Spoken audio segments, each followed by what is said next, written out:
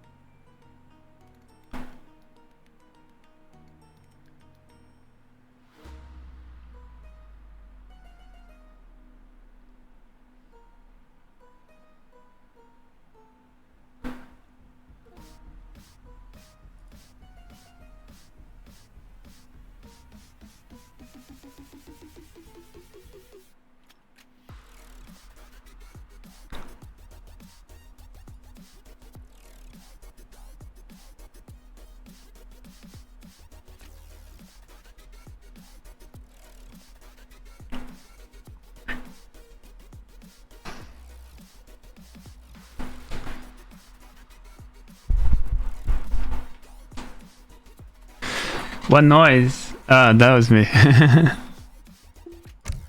you can start. I'm ready. There you go. That's your picks 1 and 7.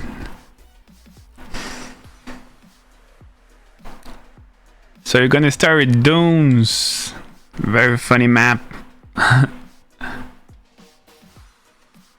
No, it's Brits versus Sweden on picks 1, and pick 7 is gonna be Sweden versus Mexico.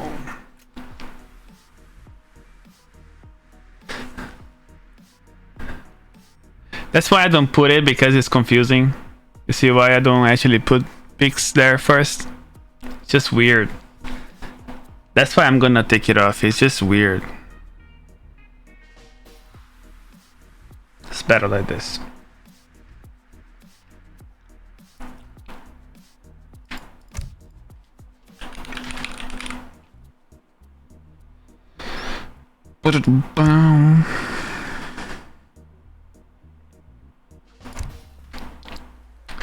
Hope that we got no lags, because it was really laggy yesterday. Sometimes you gotta pick different servers. Like your server was worse, and but I don't know. There's a lot of people facing lags these days.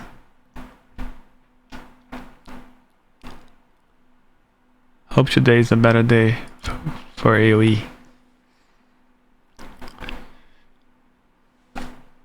So I'll be casting on my own for now.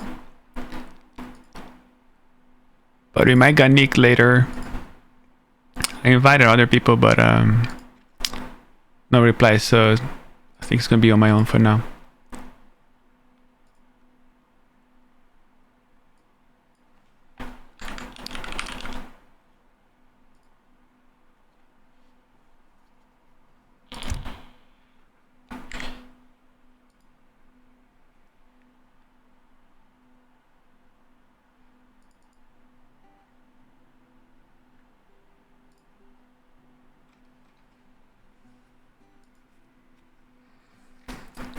Okay, there's 3 minutes delay, by the way.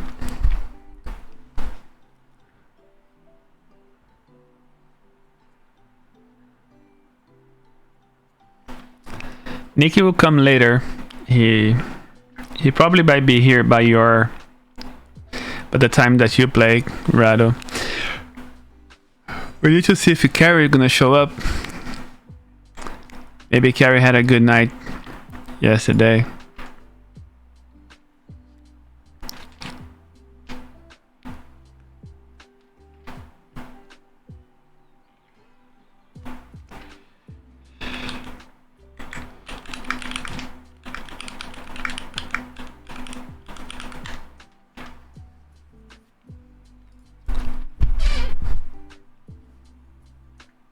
Okay, I got their game. Let's go. Hey, boy. Let's do it.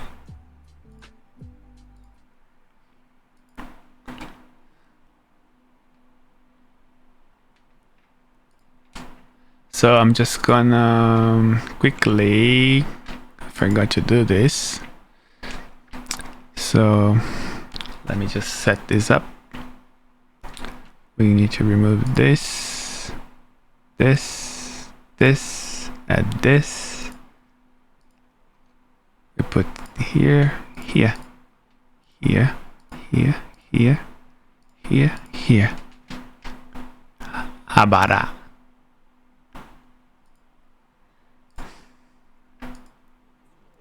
Oh no, got that little fog from the game. Ready? Ready to start. Let me just put this like this, be better. Okay, we're ready to start.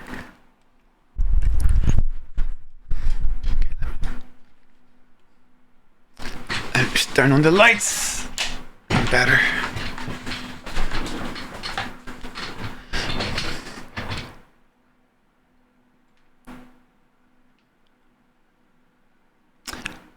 Okay, ladies and gentlemen, we are ready to start another series for the semi-finals of Cavern Combat 3.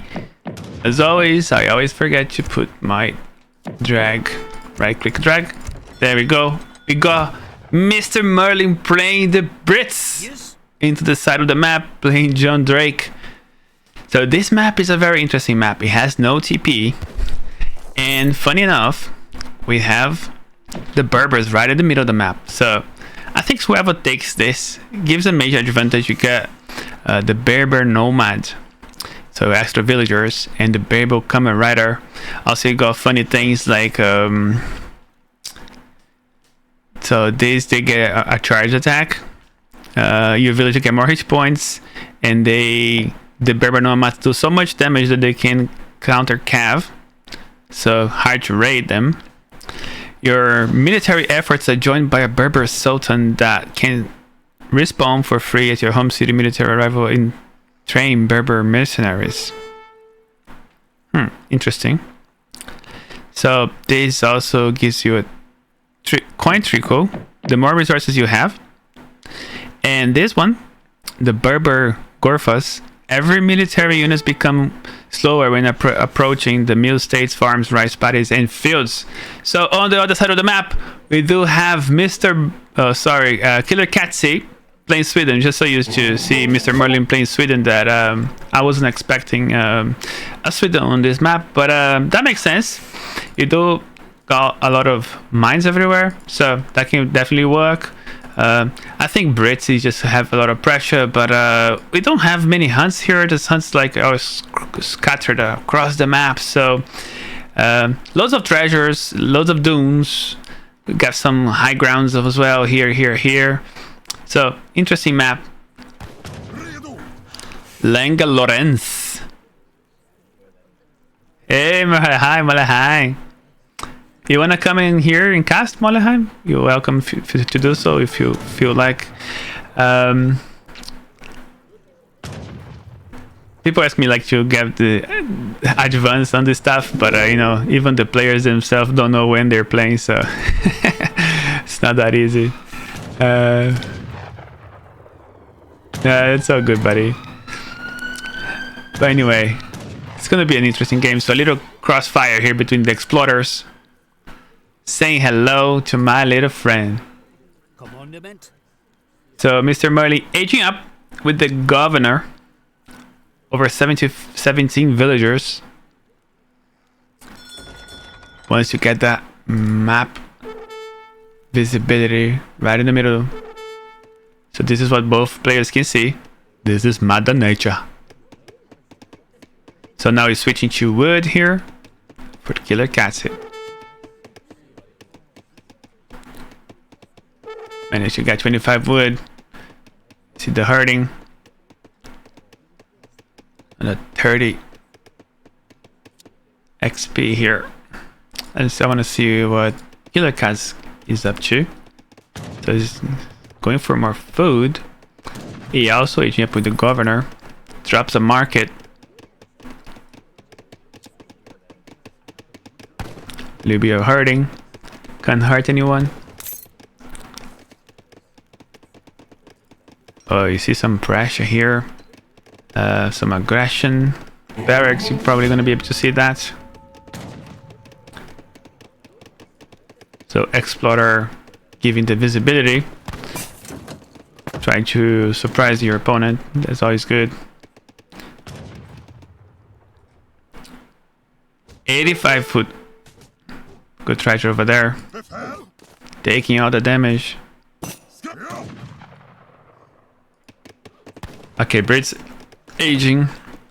You quickly see the outpost being dropped. Barracks.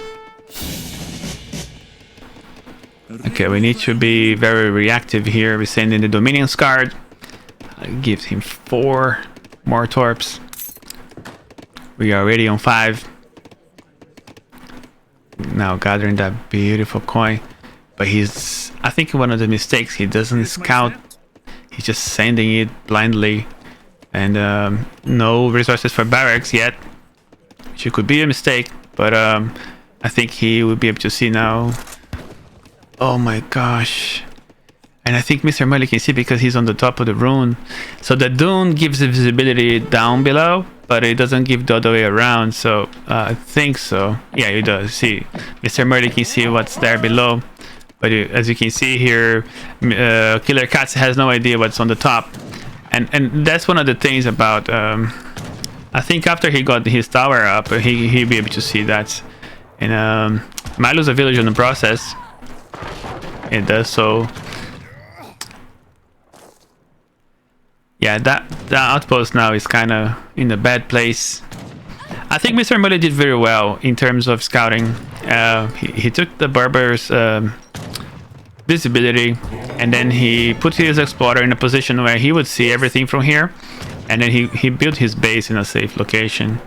Managed to get another hunt, so we got plenty of hunts here. Brit's gonna need those if he really wants to survive on this map, because once the natural resources run out, it's going to be a bigger issue for MrMerlin. But I think on the Sweden side, you're going to be okay, because you're going to have all those torps as long as he can defend them.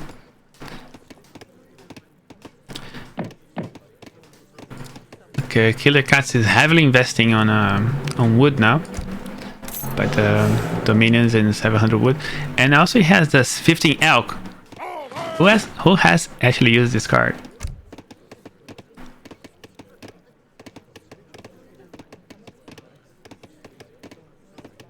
Okay, ignoring the 40 XP treasures in his base. I mean, in a map where you have no experience coming in from trade posts, such a good card, such a good treasure to take.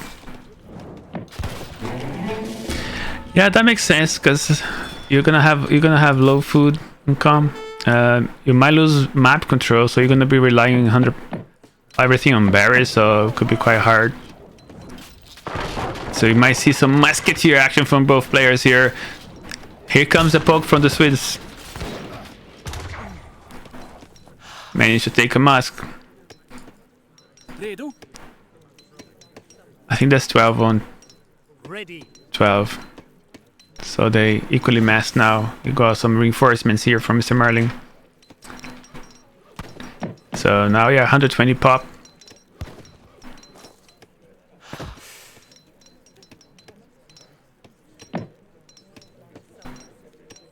Let's see what Killerkatze is up to. He's at 150 pop at this point, so looking pretty good. But decides to move around the map, leaving his base vulnerable. Big balls here from Killerkatze. Maybe he's after some villagers. Might lose some torps in the process. Maybe he can't really contest those. Decides to go back, seeing as he sees his house.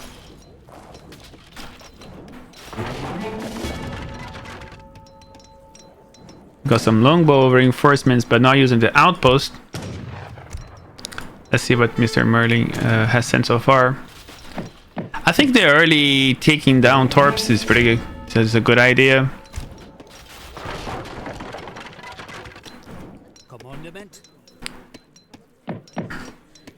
Got 22 musks, 11 crossbows. Got 20.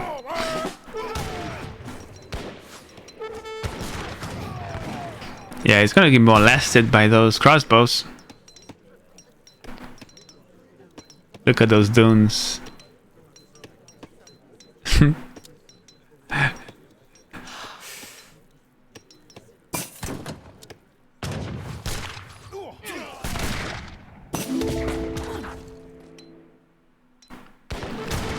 Oh, he's gonna lose a couple of villagers here. That's not good. We're on 36 villagers for MrMerlin and 22.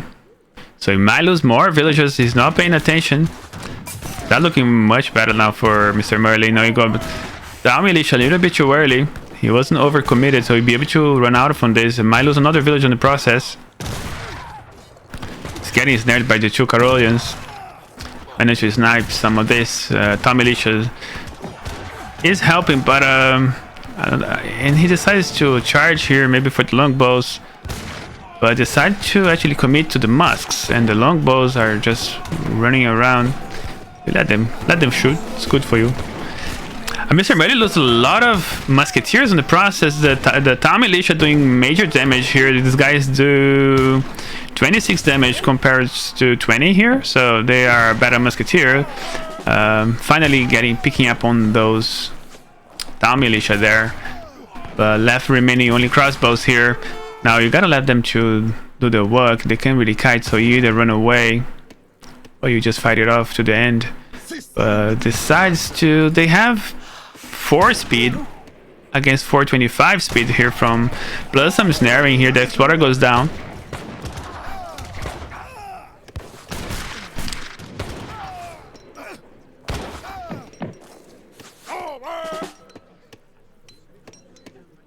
Yeah, so you got 21 villagers though against 39.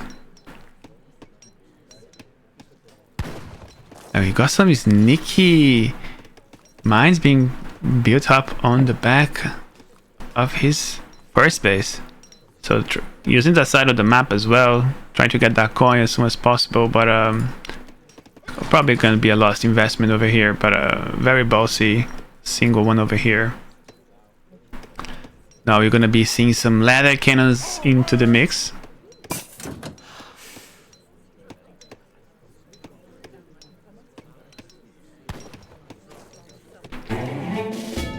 I feel like actually putting the music back on. There we go. It's a nice. So you're on 26 musketeers against the 13 bows plus 10 more bows. So this is, it's not easy for Sweden to deal with. Even with the single ladder cannon, it's not going to be able to be handled by this so many long bows here. That's going to be a disaster. But he can still run away. Very good defensive units here. Really hard to stay over here, forcing him to back out. Lost out the musk, but managed to keep the 23 longbowmen. So MrMerlin now going for the siege and trying to counteract with some houses, maybe blocking some of this pathing here. We still have some village over there. Going for more hunts in Mortorp, so I think we are over in map, not even, but getting close to. Still a single ladder cannon, and he goes back for some more.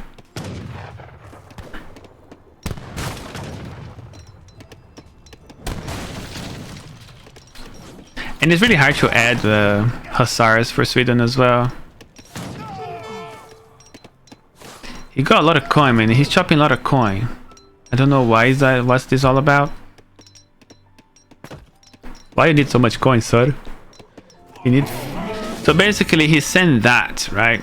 So when you send the Julita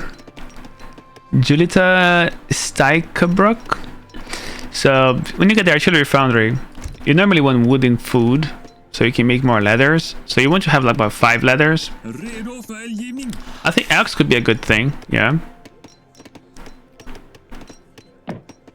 I guess he's going for Vasa. I don't know how I feel about this. I think MrMerlin now will be able to hear mass. He has a bigger economy, so all the big fights the Killerkatze done so far, MrMerlin already is on top of that because has more economy, so he managed to remass much quicker. And now he's gonna add stable here. That's gonna be a killer. So once this comes in, 10 hussars here, it's just gonna demolish everything Killerkatze has, especially their royal arquebuses. It's not gonna be much of a difference here, but we do have a big mass here for Sweden. He's feeling very confident with this mass that he has, and decides to put a lot of pressure for that villager. I think MrMerlin is doing the right thing. He gotta wait. He needs the cav. Cav is gonna give you all the tankage that he needs for his crossbows. It's gonna take ages to kill Cav. He might lose a barrack in the process, which is good. It's okay. We are on 48 villagers, boys, so that's huge. Against 30 though, and all the torps in the world, so feeling pretty good. Sweden as well. Very balanced game so far. Decided to try to snipe this with the distance, but facing here on the top of the dune, a bunch of musketeers, and now they are in a good position. The cav comes in. This is a very good location here for MrMerlin. The cav going to be able to snare here, but I think that's going to be it. It might get the ladder. There we go. And the device is getting picked up by the Huss.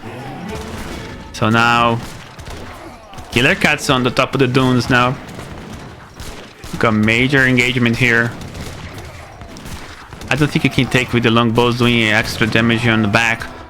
Wait, 125 against all infantry. So against heavy infantry, 1.25.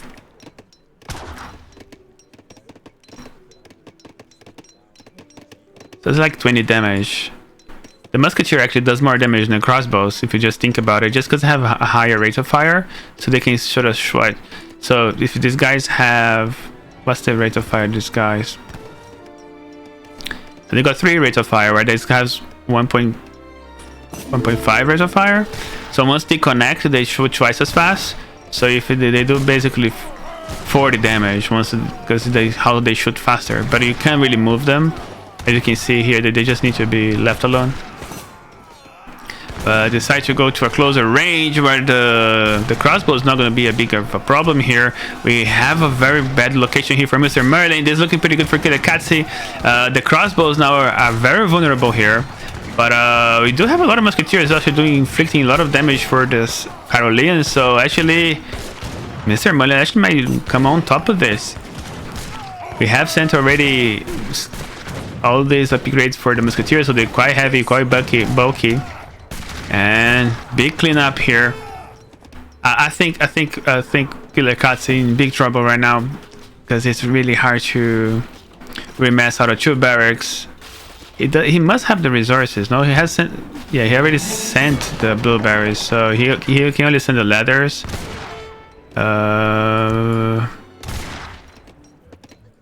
He already sent town militia long ago, so. Lost another villager.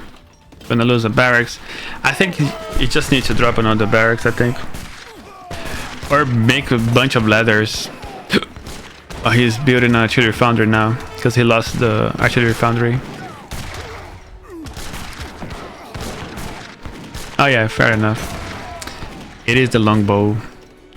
Longbow, man. So he's gonna ship the ladders, but it's gonna be very vulnerable. But they can run. Run. Ice cream so good. Oh no. He wants to kite with ladders. This is gonna give some time to remass, I suppose. But you'll lose those ladders. I think you gotta just kite all the way. Just keep on running. Out of taking these musketeers out of my base until I can get some time to remass. Yeah, and now he finally decided to go for ladder cannons. I mean, I don't know why he didn't do that earlier. Because then you would have musketeers and you have some sort of... think your ladder cannons was the counterbalance with the longbows. So you would counter. So you can use your ladders a little bit more. Doing extra damage on the back. Arrow damage, and then the Caroline just finishes up everything else. But this is a bit too late, isn't it?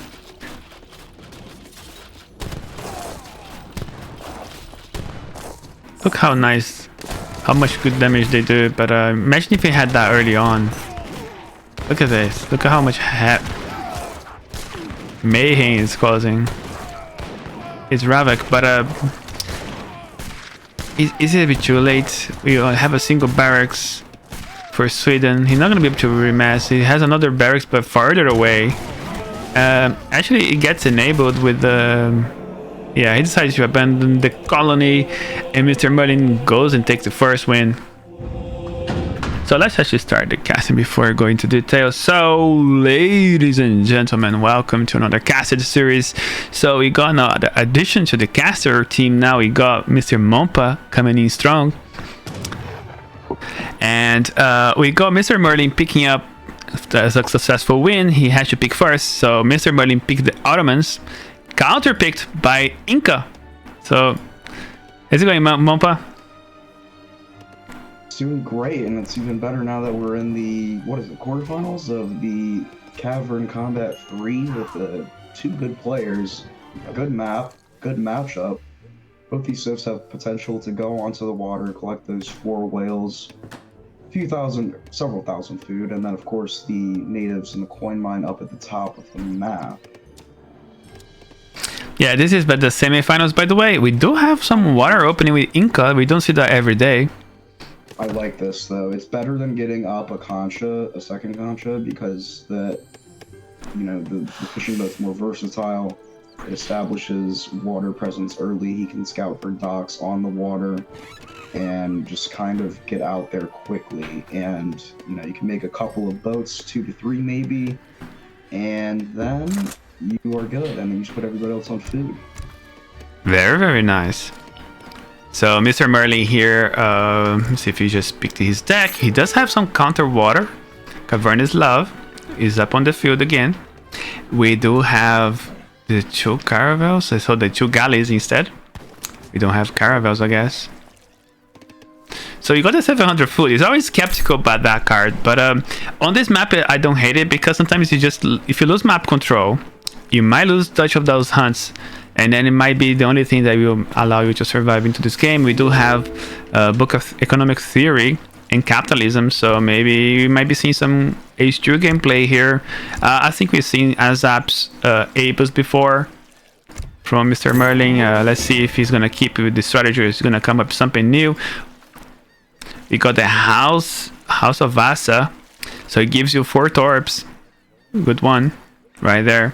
And we also the House of Wetting. We got that fort. Is that the one? Yeah, 20% cheaper age up. Quite interesting.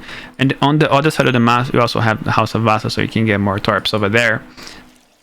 Can you get like 8 torps if you got 2 House of Vasa?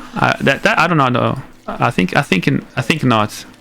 Yeah, the tech is only available once. Once, right? Yeah, that makes sense.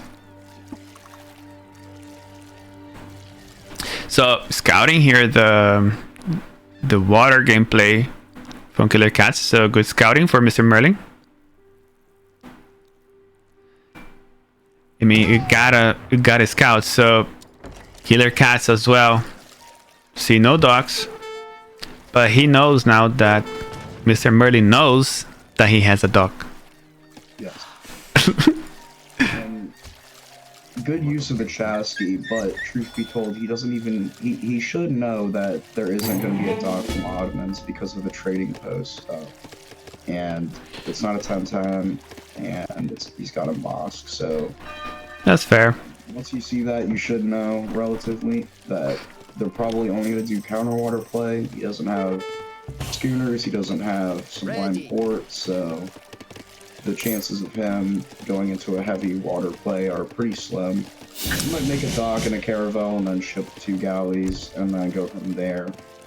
First card for Killerkatze is going to be the 2 war huts. It looks like he aged fast. I like that. And MrMerlin don't go for capitalism. So decides to hold on to that. Those shipments, probably like crates and shipments back to back. It's also the 2 Uruk. See if that pronunciation is correct. But we do have visibility here for Katsi with the House of Wedding. And I think he's gonna scout those villas. And Chasky moving around. But he does not care. He will plant those barracks in there. Either way, Surge Magic is coming to the rescue, maybe trying to put some pressure in slowing down that build.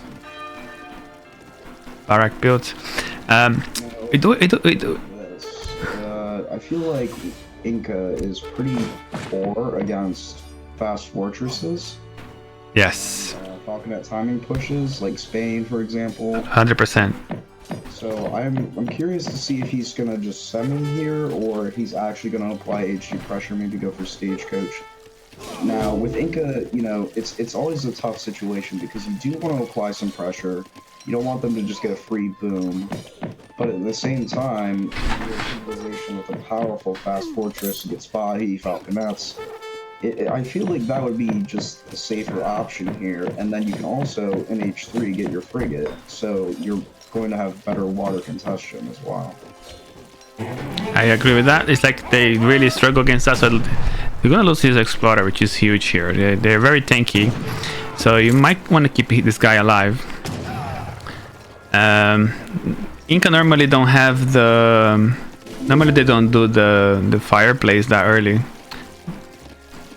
I like to use the fireplace honestly when in transition, so that the lava can be dancing on it. It's called something different, right? Community Plaza. Yes. But it's usually worth it because the lava dances and it gives you 1 wood per second, so it's 2 vills, and you know you can change it over to anything at any time, like attack, dance, or XP, and it's very useful. Yeah, it would be nice maybe to see maybe 5 vills or maybe even the teacher rafts, but I'm a bit skeptical about he losing, you know, investing too much on water and then lose it. That's gonna be really, it's gonna hit him hard if he loses that. Yeah, I also would have liked to see the war hut, the second one at least, On the water. Water so that it can contest any. Yes. His TC should cover the dock usually, but at the same time, you know, positioning of the buildings could have been more advantageous. And now he's getting a community plaza. So yeah, he shipped 600 wood. He's getting conscious and boats down. I like this. He's getting a decent mass of jungles. Looks like he called the big button. Or are those Chimus running in there? Okay, I think so. Yeah. No, that's the experiment. So they're gonna go for the TP because he's being sieging with the marauding musketeers here. Managed to inflict almost 200 damage already, so now this is just gonna seal the deal. Try to take that TP out of them. We got some Janissaries Abus here. That's an ideal composition, you know, 10 or 15 jams and then just 5 Abus, and Abus will do everything. You just pull trick the Abus back and forth, just continuously kite, and I think they have more range at this point in the game than the Jungle Bowman, if I'm not mistaken. It should be 18 and then 16 or something. Yep. You should be able, but they do have 4.5 movement speed, but I mean, Abus will just Shrek. They'll absolutely wreck everything that, you know. It will be hard for him to push in with 2 war huts, though. That is the one thing that's pretty much stopping him. The pathing in between the trees and the tight Concha house placement. So he's not really going to be able to do much. Curious why he's making AZAPs now. Probably for siege, and then in the event that Chimus come. And they do. Range DPS, and yeah, Chimus are the play here. And it looks like he's going to catch some. No, yeah. Ay, caramba. Run! I don't like the 3 deli shipment. I really think that he should either be shipping crates or the... I wish ship the galleys. Yeah, the galleys, you know he's on water, you scouted, you don't see a bunch of Concha houses. So you should anticipate that he is going to be on some level of water there. And Killerkatze is over APMing here. He's gonna go for his market, which is, I like that. Yeah, I think that's a good idea. I mean, you send the spearmen out there, you can catch out any cav that might be coming in, and Chimus will be able to, not cost effectively or even well, but they can protect against any belly raids. And you know, the pikes, they're not really going to do anything here, so they might as well just go out there and destroy a couple of buildings, put pressure on. Nice flank here, but if he drag boxes and oh, they're all running around. Yeah, good drag box micro. That's good micro there. And the Chimus just took a ton of damage without doing anything. Deli's coming in now, and this is a pretty good mass here from Otto. And he already took down the Warhut as well, so... We have so many resources, but you can't pop on units anymore. We need another barracks, and it's a shame when you see like so many resources. I think he wants to age somehow. Oh, we're in trouble. And another thing that he missed with the community plaza is actually reviving his explorer by using that llama. He would have taken that explorer back with 750 XP, HP, sorry. It does, with the llama, take several hundred seconds to get the war chief back. Oh, really? Yeah, it's not as quick as like Aztecs. So it's pretty much, you pretty much always want to keep it on war, unless you need like XP for a shipment in transition. Nice catch here on the reinforcing Avis though, and it's a good amount of Chimu runners, and he's sending spearmen. Once these, ooh, yeah, the Avis was absolutely destroying all the bowmen though, and those pikes are getting a ton of value over there, getting the shipments that are coming in, cutting off reinforcements, so that's a good play, but the 3 deli actually does help a lot. yeah, I mean, it's gonna scare off any bowman potential, and now that You got some spearmen. I think he's gonna go in. He needs that pop, but he's gonna pop into that. Oh, that's a good pop here. Go now. That's the best time he can take a fight. So the cav goes down without contest. And then those pikemen, when you connect to the Aba, is gonna be good as well. With some Chimus diverted into those. That's a cleanup here for Killerkatze. He's back. He has water, don't forget. Power of Chimus, right? I mean, yeah. Got their counter against shock infantry updated, so now it actually, they counter them, and he had Janissaries, but you know, pathing and just that big button ability for Abus, and that's a big power swing. He idled him for a long time. A lot of villagers, just got a lot of damage and killed a couple as well. Destroyed one war hut, but he also got cleaned, and you know, some of his infrastructure back home was destroyed. He sent a lot. Wow, he's gonna take another TC, bro. That's sick. That is it's greedy play, but I mean, I don't know if I agree with that when you already have a dock. I would just get full conscious up, but yeah, he's gonna put that on water. Wow, yeah. That's good. But what MrMerlin is up to? MrMerlin, you know, he remasked. No did he send the galleys? Oh, he sent the galleys. Oh, I mean, the town center might come into good timing. The war hut here in the town center, but he gonna be able to deal with this mess?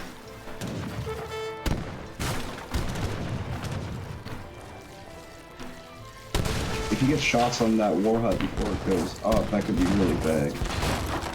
Oh, but now he needs to back off the galleys, because he's gonna lose those.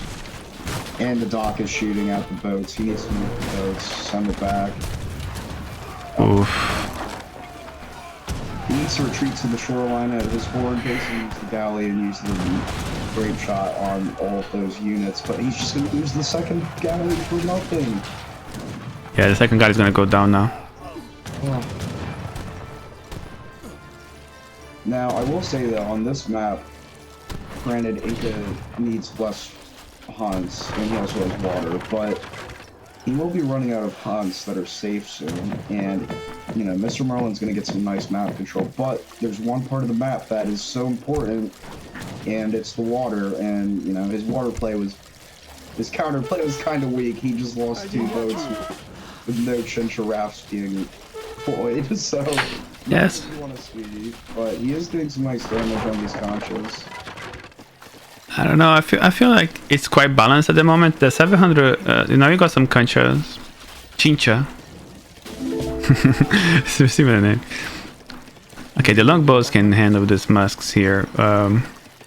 With the 2 town centers as well, like double producing villagers. That's gonna be huge for him. Can you outscore? He's on 44 views with the boats against 32 for MrMerlin. Mister? No, it's kind of fair. But he's definitely behind. But losing some longbows for free. Oh yeah, you don't want to do that. He needs to be split firing those Avis. He overkilled. He could have gotten 3 there instead of he only gets 1. Oh no, it's gonna get sniped again. Avis are sleeping on. The Chimo comes into Spearman as well. I don't know if it's a fight you want to take. For Katze, this is looking good for MrMerlin, to be honest. It is. Yeah. Very strong units, and you just don't have the mass for it. I think he has the rest, he just doesn't have the infrastructure. But another war hut there, which is good. But I don't think that's going to get built on anymore. And he's lost another mass that's just gonna, another batch that's just gonna go to waste.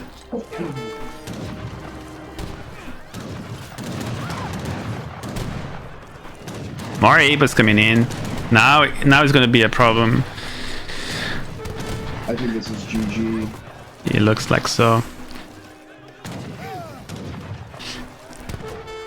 I think the Chimo was actually killing some villagers. He was trying to over APM MrMerlin. Are we getting some? I think that's a good idea to send the Chimus out to raid, but I wouldn't send all of them. You only need like, you know, a handful to go do that and effectively idle the enemy. He needs those other Chimus in his base right now to deal with the Avis, but Jungle Bowman. You should have sent more 6. Look, sending Country Brewing with no. Well, I don't know about this. He was investing more economy. Very greedy. He needs to put all his villas, I guess. He has 15 villages over here for no reason. Could be 5 guys chopping wood. He realized that now. he's a bit lost. I don't know what to do. I think this is a good idea, actually, building the warehouse. He needs that. I really do like that second TC placement though, because if it comes down to getting siege, the Chinchorafs will be able to protect on the shoreline and rain down a lot of damage. MrMerlin going for some dock play of his own now, double docking, and you know, if he gets out a couple of galleys, he's going to be able to deal very nicely with Inca. But then again, you know, Chinchorafs are just insane. Take those docks. We do have some pressure, and yeah, he can only send wood, capitalism, and economic theory now. But he has a good mass, but he's keep on getting fired by the war hut, by the town center fire, and forces him to back out and gives time for Inca once again. Another war hut onto the shore. I don't know if they're going to be able to take it down because the town center is on fire here. You should have put them in that location there. Yep. And he needs to build more of this. If he loses water, he loses the game. It feels like. He's got to invest heavily onto the water. That's his lifeline. I would honestly suggest sending some bills on the coin up north. Since he has control of the water, at this point, it wouldn't be a bad shout just to get the control up there. Oh, he's gonna take it down. That's good for him. That's big. Yeah, I thought he was going to build some military, but he went for boats himself.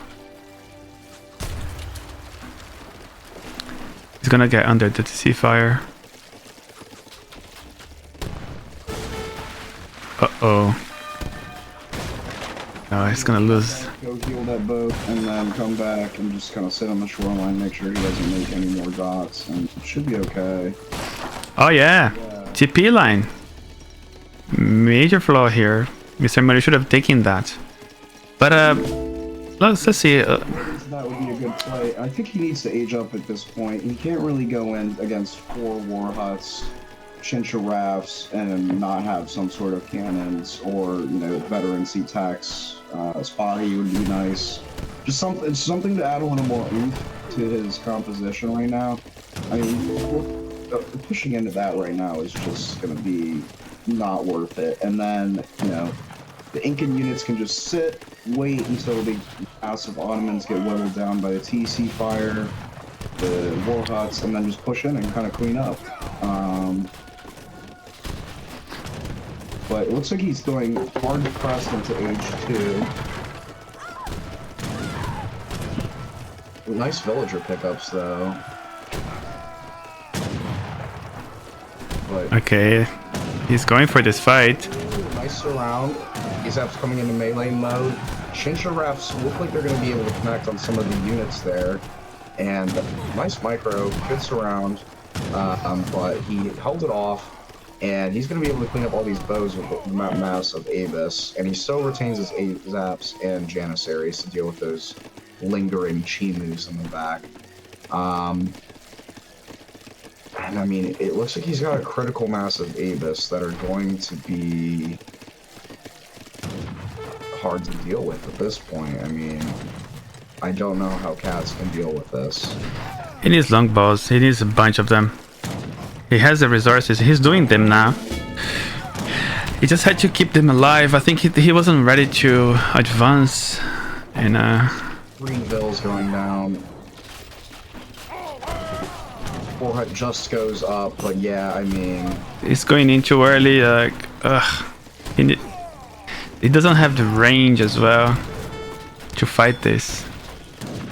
Is a card that the poison one? Quite massive, good card. I don't know why when I play, like when I really struggle against Inca, they have a bunch of longbows. That's when it's really hard to stop that. yeah, he's gonna need some walls and jungle bowmen, because right now he's just kind of able to walk into his base, destroy a lot of infrastructure, pick up villagers here and there, and at this point also, the water is going to start running out 21 minutes into the game. There's only, what, 5 fish sources left? And then, I mean, granted, he does have the whales, but water is going to be running out. He's going to run out of food. And he's now on berries, as we can see. Meanwhile, MrMerlin is on the south side of the map. Yeah, he has 15 idle villagers on the stone set. It's killing me. Yeah, that's painful. I mean, a third of his economy. Nice pickup, though. Yeah, a full batch here. These are very expensive units here. Nick is also now coming in to join us. Nice. Jump. This game when Nick comes on. But glad to be here. No, you can stay. The more the merrier. Rescued the explorer, which is nice. Look at that damage he received. Like, oof. The mass of Abas at this point. Just managed to get more experience. I think he's aging up. That's gonna be a killer for Inca. He doesn't even need to contest water. He just needs to take the TP line, I feel like. Yeah, just get Stagecoach, and he should be fine. I mean, Stagecoach with Ottomans it feels so good. Hey Nick, how's it going, brother? Hey there, guys. So I was just watching this game while I was eating. So good. Yeah, to make it in time. Yeah, how's it going? How did the game came to this development? I wasn't able to watch the whole thing. So did Ottoman try to go water or not? Not really. He's just trying to contest water. He's going for some Chimu advance here, but basically they're playing H2. But now MrMerlin managed to take out the map control and going to H3. But he might lose 8 vills here. Yeah, this is a huge deal. Oh man, and he's also or he was popped with the chin giraffes destroying the housing up there, and his outpost is so far away, he's gonna lose all those vills. And this is the thing with Inca, man, like, it's hard to push into their base, and then they go out and they go... Oh, 5 more. Oh, man, that's humongous. Honestly, we have to check. Yeah, Inca cannot hold this. I don't think it even matters losing that amount of heals. Like, if Inca isn't able to hold this, doesn't matter. He can take the entire base at this point. Yeah. I don't think aging up is a good thing. He just... Archers. Oh, he's aging, but he does not producing units. You need archers. Make a bunch of them. That's the only thing you can do. I think this game might be over if it goes like this, because like Katze is staying for too long on H2. You can't really do, like, with any civilization, you shouldn't stay on H2 for too long against auto. It is almost impossible to win like that. You have to eventually reach H3 and get some cannons or culverins to deal with the Ottoman cannons. So yeah. Caracas will be a good play. He does have a shipment in store, but is a frigate the right play? I feel like Spahi would be a better idea here. I think frigate is the right play because he already won the land war. He's already winning this. So if he destroys water, it is completely game over for Inca. Yeah, so the frigate is going to destroy everything, and it's going to force Killerkatze to invest more into water to defend his economy. And, Yeah. Yeah, it's going to be pretty much GG. Yeah, I know that Spahi would have been a good option too, but I think he would be over investing into land because he's winning. I don't think he has the rest for Spahi as well. Yeah, he's pretty low on economy. He can't really. Yeah, this is an all-in from Ottoman, but I think... Look at the damage he's taking. That frigate's half HP. Now another Chinka there, bro, decided he wanted to be staying two different sides, but oh,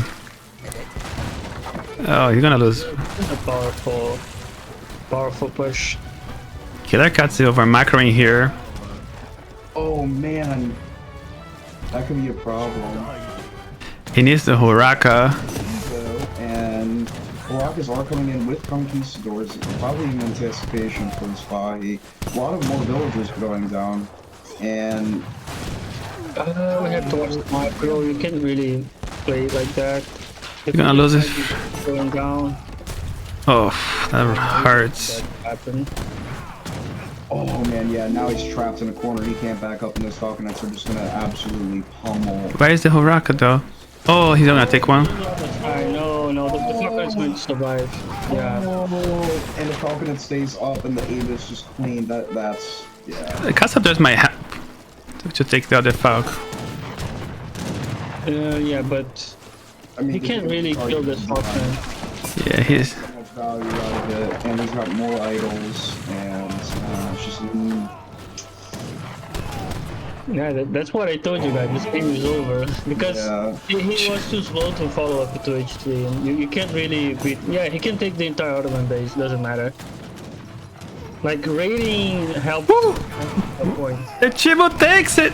Oh my god! Yeah. He needs to hold. Yeah, if he manages to hold this using his boats, that'll be helpful. They're arriving, but they're. It's not shooting. It's too far away. Destroy those. Yeah, but let's see what Ottomans are shipping. Oops. He's not shipping anything. He's he can't remass. Yeah, he has a lot of wood. He could like invest into 2 town centers. I don't know why did he took the stagecoach, which was a easy take for Ottoman this map. Right. Honestly, this is an Ottoman map. On the ECL, we saw a lot of Ottoman mirrors here because the Ottoman is the best ship to pick here. They can easily go water or TP, stagecoach. So this is so good for Ottomans. But yeah, Killerkatze might have a chance here. He's doing, he's building a second base on the south side of the map. Yeah, very weird not to see any TPs on this game. I don't know why.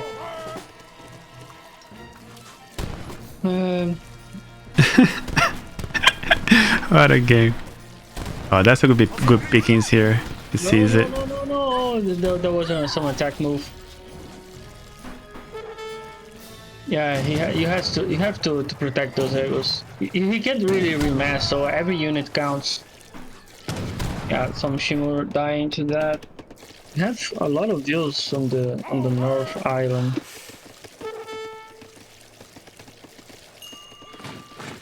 Yeah, this is a weird game. We are is counting on the rage to stay on this game, but I don't think raids can win. Like you have to kill the troops to win the army, right? You can't really win only by raiding.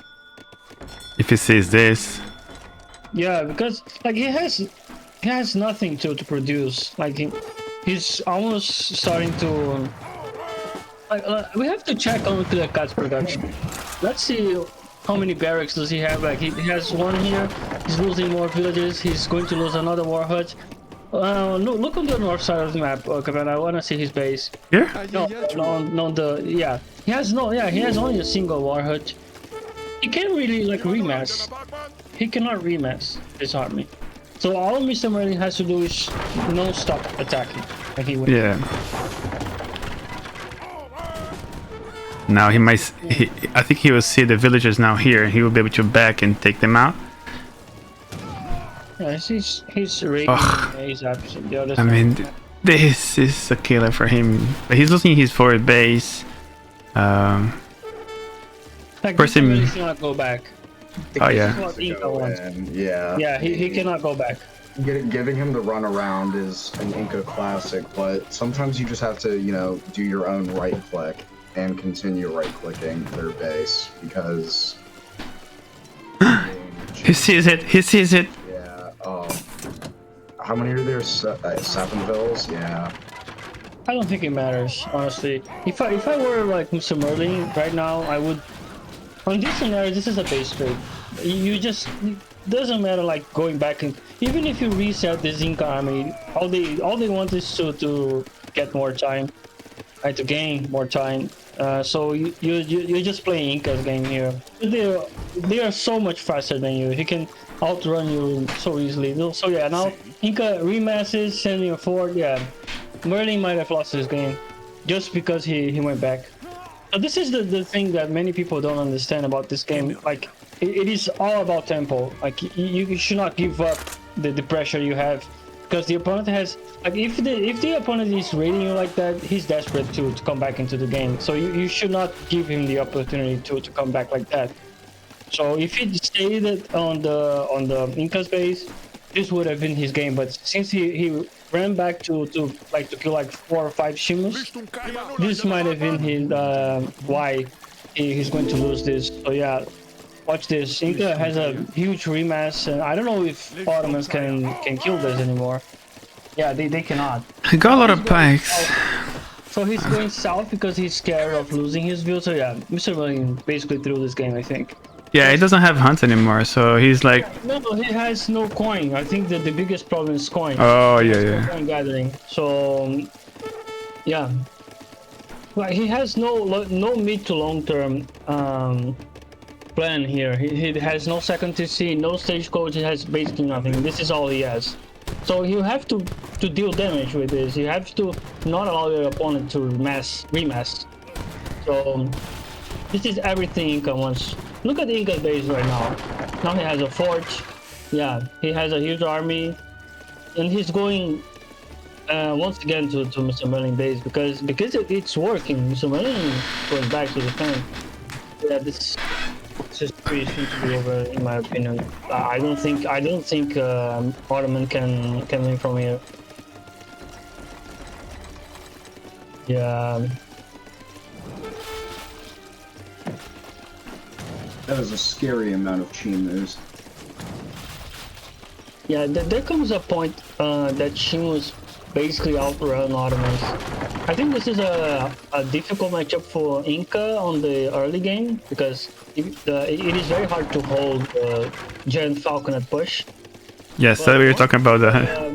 Yeah, once Inca is able to reach this point, this state of the game, it's pretty easy to beat Ottoman, in my opinion, because Chimus and Pikemen is just going to kill everything Ottoman have. It keeps building this just to slow him down and just give him more and more time. Yeah. This is a great job by Killerkatze.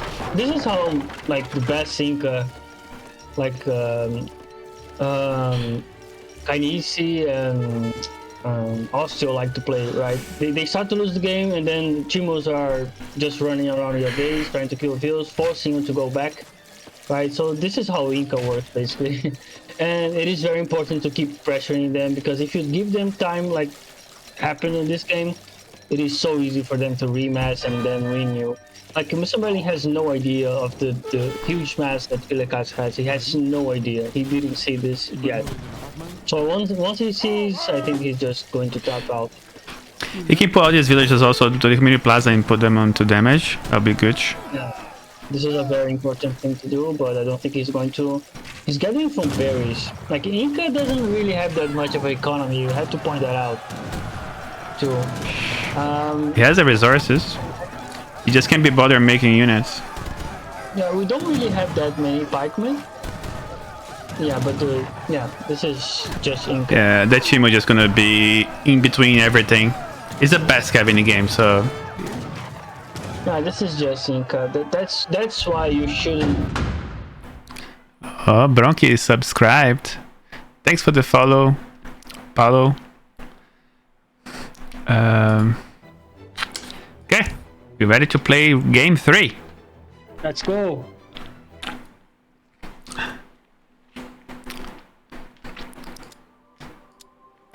So into this game, we have Killerkatze playing with the Mexicans. Oh man, yeah, Mexico might be the worst team in the game. Talking about tier list, Mexico might be the worst team because they weren't like performing that well, and now they're even getting nerfed. I don't really know why they're nerfing Mexico. It seems that on lower elos people complain a lot about Mexico, so I don't know. Honestly, sometimes I feel like they balance the game and they. Yeah. Hold your breath to say all this good stuff when you're casting it to give you some momentum.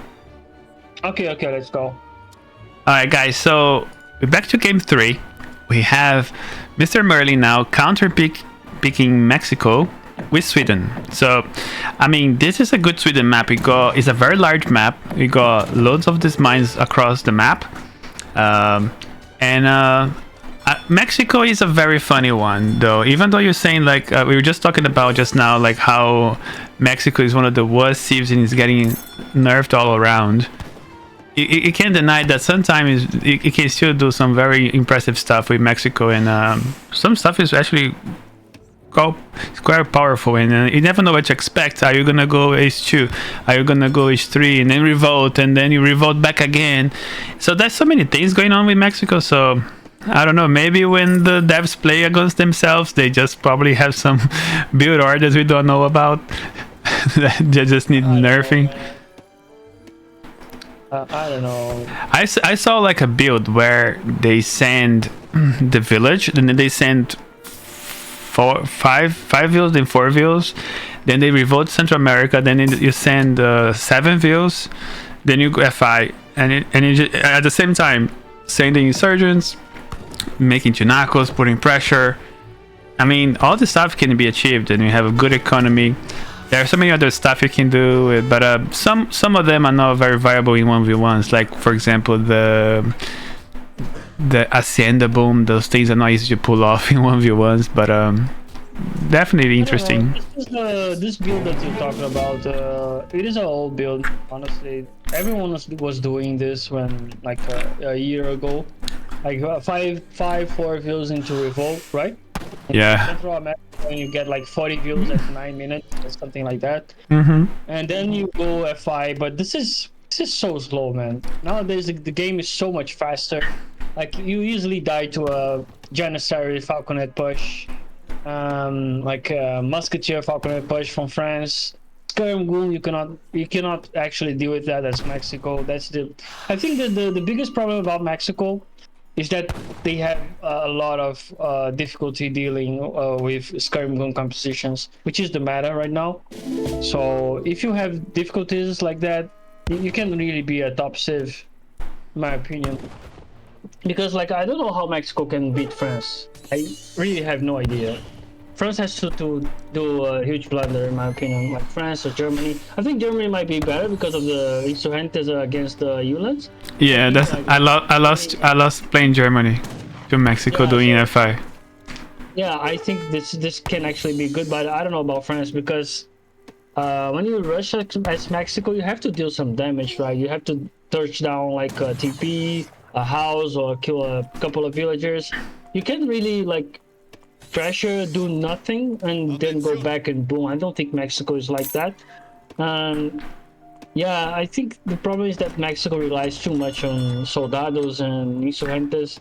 I think if they want to buff Mexico, just do give Mexico a reliable way to reach H3 and have decent skirms.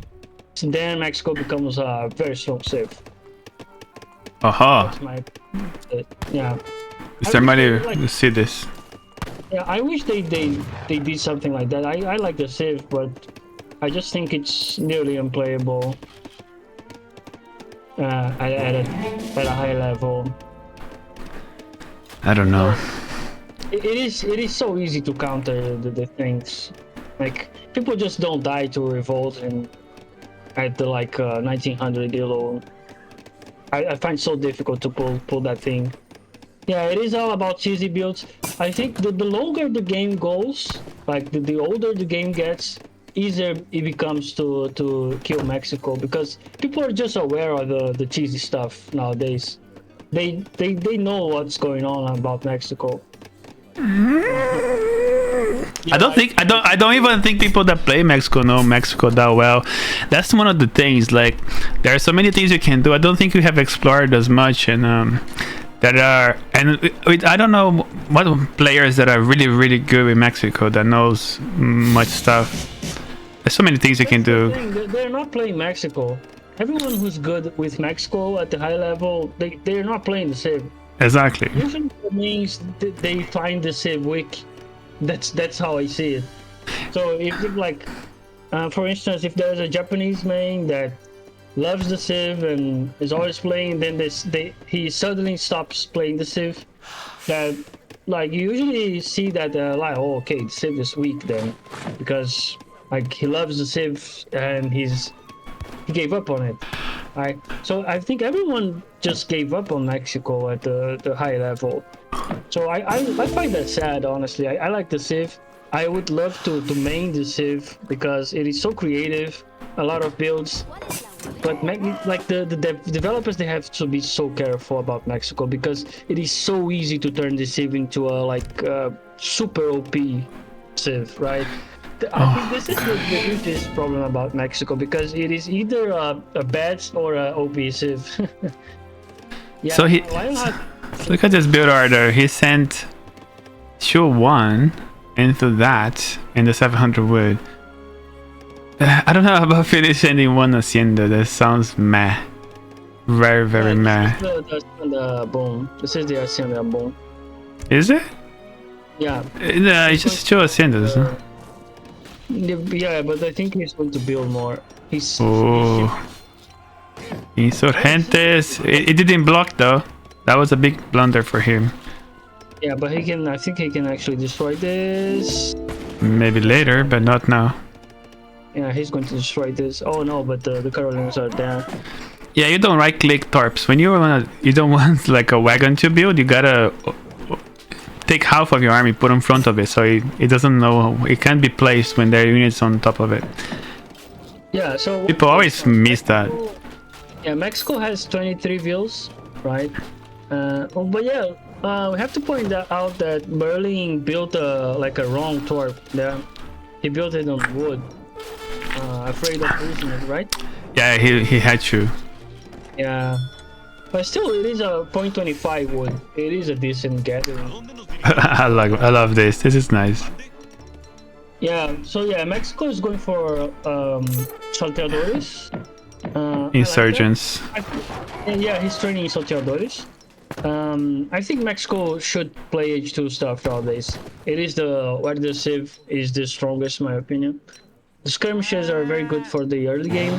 I think their problem is on H3 because you have to. What is this? In order to play H3 as Mexico, you need so many upgrades for the skirms. Because they have low range, you have to send a card for them to have a normal skirmish range. But on H2, they are so powerful. Oh no, you don't want that fight. Yeah. Another shot. Oh, he cancelled.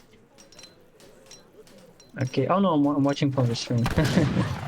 How many range this guy have? 17 against 12. Yeah. So this is what I was talking about. They are very good on H2, but on H3 you have to send the shipment for them to have more range, so they can actually trade against skirms. But on H2 they are amazing. A lot of damage. They reveal the opponent when they shoot, and they have like a higher damage than a normal skirm. Ay caramba. No, you don't want that to happen. A lot of insurgentes dying. Like if MrMerlin goes for like a stable right now, it would have been game. Oh, okay, so he's also throwing units to compensate. His explorer is slowing him down. He needs to kite. There we go. Oh, Snare, yeah. sorry, snare. That's the word. Yeah, but Salteador, this is a large number for this state of the game. Yeah, I don't like this trade for the Carolians. We just have to kill a lot of them with the Salteadores. Yeah, just taste this. I think the Salteadores have like 4.5 movement speed. 4.5. Yeah, oh, 25, okay. They got the same. Yeah, I think they have like you have to send a card for it to Ooh, nice volley. 5. Yeah, very good microphone Killerkatze. We have to point that out. Yeah, he also used the stagger mode. I was playing Salvador the other day. It was so annoying because they use E, not W, to stagger mode because they got also stealth. Oh, okay. And I lost so many for some Falconet's volleys, and I said, what? I pressed, it's not working. And then until I had to look, and I said, I lost so much. Oh, okay. We have like 5 insurgentes destroying torps. Very good by. Oh, nice pickings. The cat. But let's see if Sweden, okay, it's 120 pop. He's training more cannons, which I think is the best option. Like I guess Sweden you have to train a little bit of cavalry, Leathers. right? I think the Carolians they No, leathers. You want to do leathers here? I would go leathers. Our leathers Carolians is the best because it's basically your musk skirm composition, right? And that's your skirm. Think it this way. I'm talking about against Sweden. I went against Sweden. Against Sweden. Yeah. Skirms is the way. I mean, Huss, more or less. A little bit of Tuna. to do with leather. Yeah, you need tankage for your skirmish to do damage. But it just doesn't have a lot of units. It's just very, very poor at the moment. So, why are you so poor? Now you're getting some Renegado Navajo. So Navajo is more like a unit for the early game. You don't want to send that like mid game. I don't like it. yeah, the idle cow is a killer. Yeah, Ikes. Oh god. Managed to get a 1 Salteador pop. That's pretty huge. I think he wants to age here. I don't know if it's the right thing, but I don't think Mexico works like that. yeah. I mean, if you screw up on H2, you're done. It's over. Like, Sweden is just going to win. This is the biggest problem about Mexico. There's no like semi-FF for Mexico. You have to ship a card. You have to research technology on the cathedral to age up fast, which is quite expensive. So you're pretty much stuck on H2 or you revolt. There's only 2 options you have as Mexico. So, It's okay to age up actually, Nick. It's just a bit longer, but it gets you there. No, he cannot age up. He's going to die if he ages up. Oh no, because he's putting pressure on the base, but that's not gonna matter I think he I don't think he did a good job with Mexico here. I don't think he has a build order either. Yeah, I don't love his build order as well. Yeah, you can't really boom as Mexico. That was what I was talking about. You can't really do that, especially against a boomy sieve, right? Like Sweden, because they're just simply going to outboom you. Maybe he wants to F5. Yeah, he's I was so much resources. What is this? This is the devil's work. Yeah, this is sort of over. You're playing MrMerlin Sweden. This is like, you can't fuck around. You can't play weird shit. I mean, sending one Hacienda card? What? That was so bad. If you're going to send a second card on everyone, you have to send the Cathedral. Yeah, Cathedral way better. You got experience. You get so many nice shipments for free. God damn. He might be going. Okay, he's going to. Okay, CTG. No, just going to tap out. He was revolting. I don't know, like to what revolt. It doesn't matter. The cheesy one, the all-in one. Oof! Look at this mess coming. When you think that's enough, here's some more, baby. Now it's just a matter of Killerkatze digesting the loss. Yeah, we are. I think he played way better with the amount of leathers he has. He doesn't even have to do anything crazy. Mexico has to play aggressively. That's how the Civ works. Right. You have to put pressure. You have to force your opponent to defend themselves, slow down their boom. Then you transition into a revolt and exactly. If you play like, oh, I'm going to boom, build a lot of haciendas and villagers. Okay, so Sweden is also going to do that, and they are a better Civ at doing that than Mexico. So that's what the saying goes. Like you shouldn't like fight the shark in the water. So that's what's going on here, I think. And also against boomy thieves like Sweden and like Dutch, Japan. I don't know about Japan. So Japan sometimes you can actually do some crazy stuff in FF, but against Sweden I don't like to give. It's best not to give them time and. It's like Dutch for me. Like if I'm playing German against Dutch, I'd rather do a rush with crossbows, put some pressure early on, maybe like a bunch of cav, whatever. Just don't let them be on their own and get this strong, because then it's unstoppable. And but the only thing that I would like to have from MrMerlin is like after this age up is drop a stable.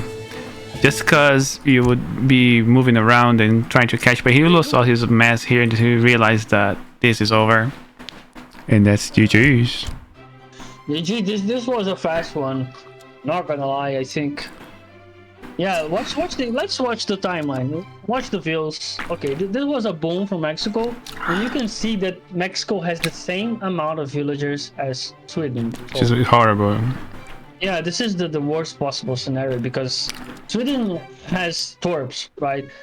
I always say that like when you have the same amount of villages as Dutch, Sweden, Inca, Japan, you're losing the game because their economy is not only villages, right?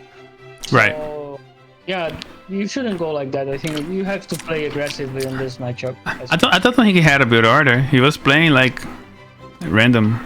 He was playing on his own.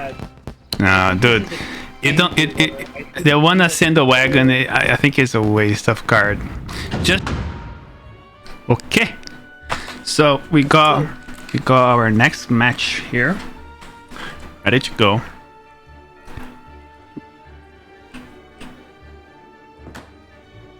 Okay, will you do the honors, Nick? Let's go. So here we are on game number 4, right? And this is on the left side of the map on Hokkaido. This is MrMerlin playing as the Blue Spanish. And then on the right side of the map, we have Mr. Killerkatze as the Red Ethiopians. Honestly, Kavana, I like the picks for this map, but I don't like the matchup for Ethiopia. Honestly, I would pick both of these ships to play on this map. I think this is a great Spanish map. The rush distance is so small. They can like go H2 and then put a tower right in the middle of the coin mine, in the middle of the map, and then like FF so easily here. They can take both. Like, this is so good for Spain. This is such a good Spanish map, and Ethiopia as well. Very good pick. Here you can take the 2 TPs and FF2, but I don't know if Ethiopia can hold Spanish FF. Yeah, maybe Ethiopia is not the best first pick, I would say.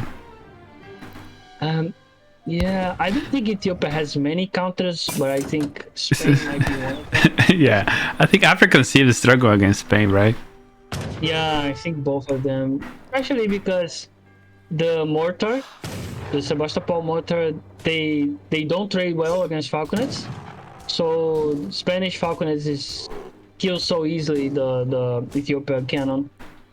So, But nonetheless, if you play correctly, you can put a lot of trouble and you might kick back. So it's not 100%. It's like maybe it gives some advantage to Spain, but it doesn't mean that it's over.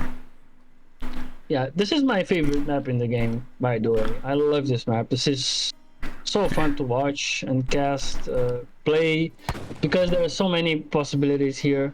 You can go water, very good water. Have 3 whales to go there, and the trade route is insane. Like a lot of resources you get from it, and also there is Zen Temple.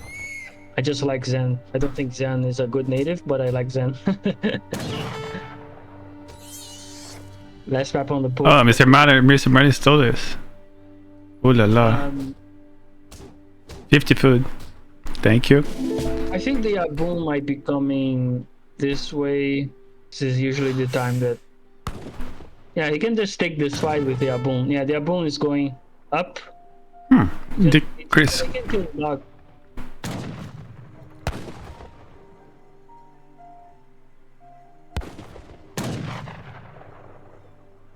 Yeah, Zen is, I don't think he's a good native overall, but I just like this map. So hey Naginara. It's like infantry though, right? It is a pikeman, basically. Meh. Yeah, now we trade, but the Aboon is just going to heal, and it is a matter of Merlin noticing this. Yes. The A-boom laming. Yeah, Aboon is such a good unit, man. Look at that clapping. Yeah, but it is only half of damage. It is only 3 damage each stab. Yeah, but it's whipping that ass. Yeah. So as Spain here, I would go for the 2 TP build. FF. Yeah, not market. I would go for 2 TP because it's so good on this map. So easy to build 2 TPs here. So yeah, I wouldn't go for the market here. The rope route. I prefer the 2 TP just because of the map. And Killerkatze, I have to see what this Killerkatze going for. I have to check that. A house. We build a monastery. I like this. I like this for... We are going with the Portuguese. I hope he doesn't go for the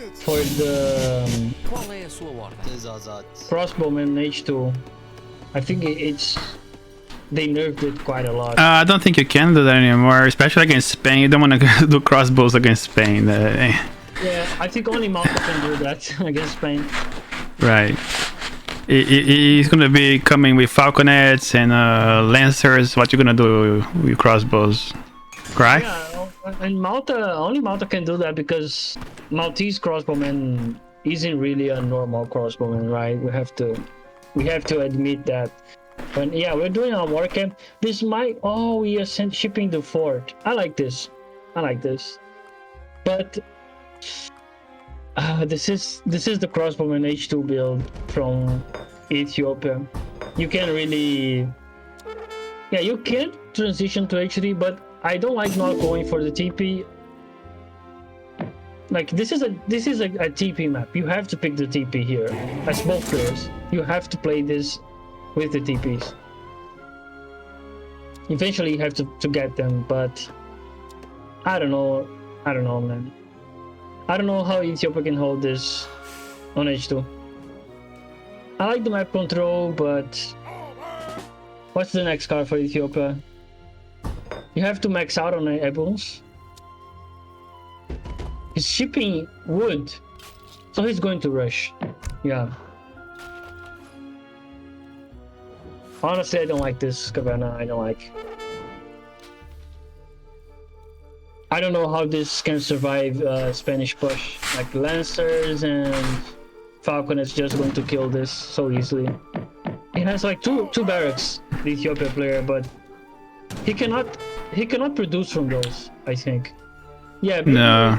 100 wood. He's going to be able to, but MrMerlin must be aging now, so yeah.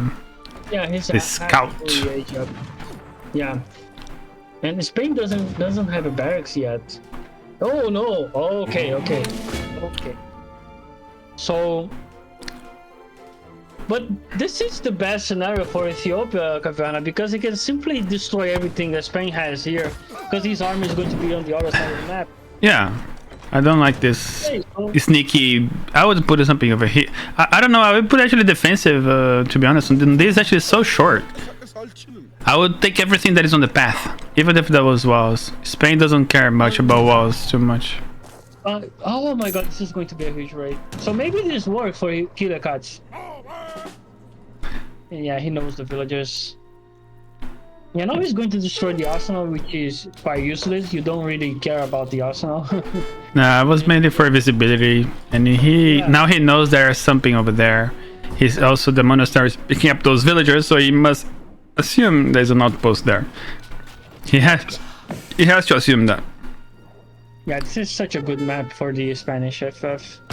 But yeah, like his military production is on the other side of the map, so this is very good for Killerkatze. But Killerkatze has to find a way to deal with the Falconets. I don't think he can do that with only Gascanias. Yeah, he can send 6 hotels, he can send the Jesuits. I think Jesuits is going to be probably one of the best shipment here. Yeah, he's going for resources, so that's okay. He needs the wood. He's gonna lose a view. Yeah, Ethiopia usually works on lower villager count, so losing a villager is a huge deal for them. But yeah, Kavan, I still don't like it for Ethiopia. Now he's going back. Yeah. Well, he's taking. Yeah, houses is nice. Spain struggles with wood, so. But yeah, how do you defend it? That's what I'm going to what I want to see. Well, how you defend this? You can with dogs and Minutemen. Can kill this by itself. Just put 10 villagers there, and then eventually he's going to die. But on the other side, we have 2 falconers. Yeah, he's going back. Now he noticed.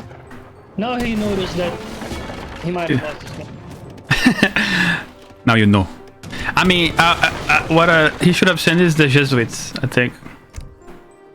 Yeah, you cannot defend this. Javan Riders aren't going to kill falconets. They don't kill falconets unless you have like 20 of them or 25 of them. Like 5 of them are going to do nothing about against a falconet. Unless the Spanish player allows it, right?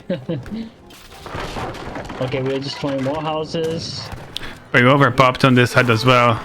He cannot make more units like that. Actually, the popping is good. Enough with this. Let's go into the. Oh, 1 second. Okay. Now it was a black screen for a second, but we are here, ladies and gentlemen, to the 5th game between MrMerlin and Killerkatze. That's 2v2. But now MrMerlin picking up France. And then we have a counter pick here with House against France. So this is a very shady counter pick. 100%. Yes, it has to be. because that's why how How is it? I would like to know that, honestly. we have to understand something. This is the 5th civilization these guys are playing. You don't know how many civilizations Killerkatze can play, so sometimes it's better to play a civ that you can play than pick something that you don't know how to play very well just because you want to. So what do you pick against France? He can't repeat the civ. You don't know what he can play. Maybe that's all he can do. So it's better to play a civ that you can play than pick a civ that you cannot, and you're just gonna lose by default. So yeah, these guys are 1600. I thought that you were saying that Hausa is a counter pick to France, but Not at all. Not at all. Okay. So yeah, okay. You got me scared, not gonna lie. Yeah, so we go Hausa here. I think this is a hard rush for Hausa because just the Corridor Boy is so strong, they can help defend the base. So the Song guy here might struggle. Still can be good, you can siege everything, but then Musketeers will come into play, and then your Song guy Raiders might not be that good enough. So maybe he needs to do some Berbers. What do you think, Nick? You're a Hausa player yourself. What's your gameplay here? No, you cannot do Song guy anymore. I think Song guy is done for. If you go Song guy, French holds it so easily. So you can't do Song guy because of France, right? One of the best tips. I think French was already one of the best tips to hold this push. Nowadays you cannot do it.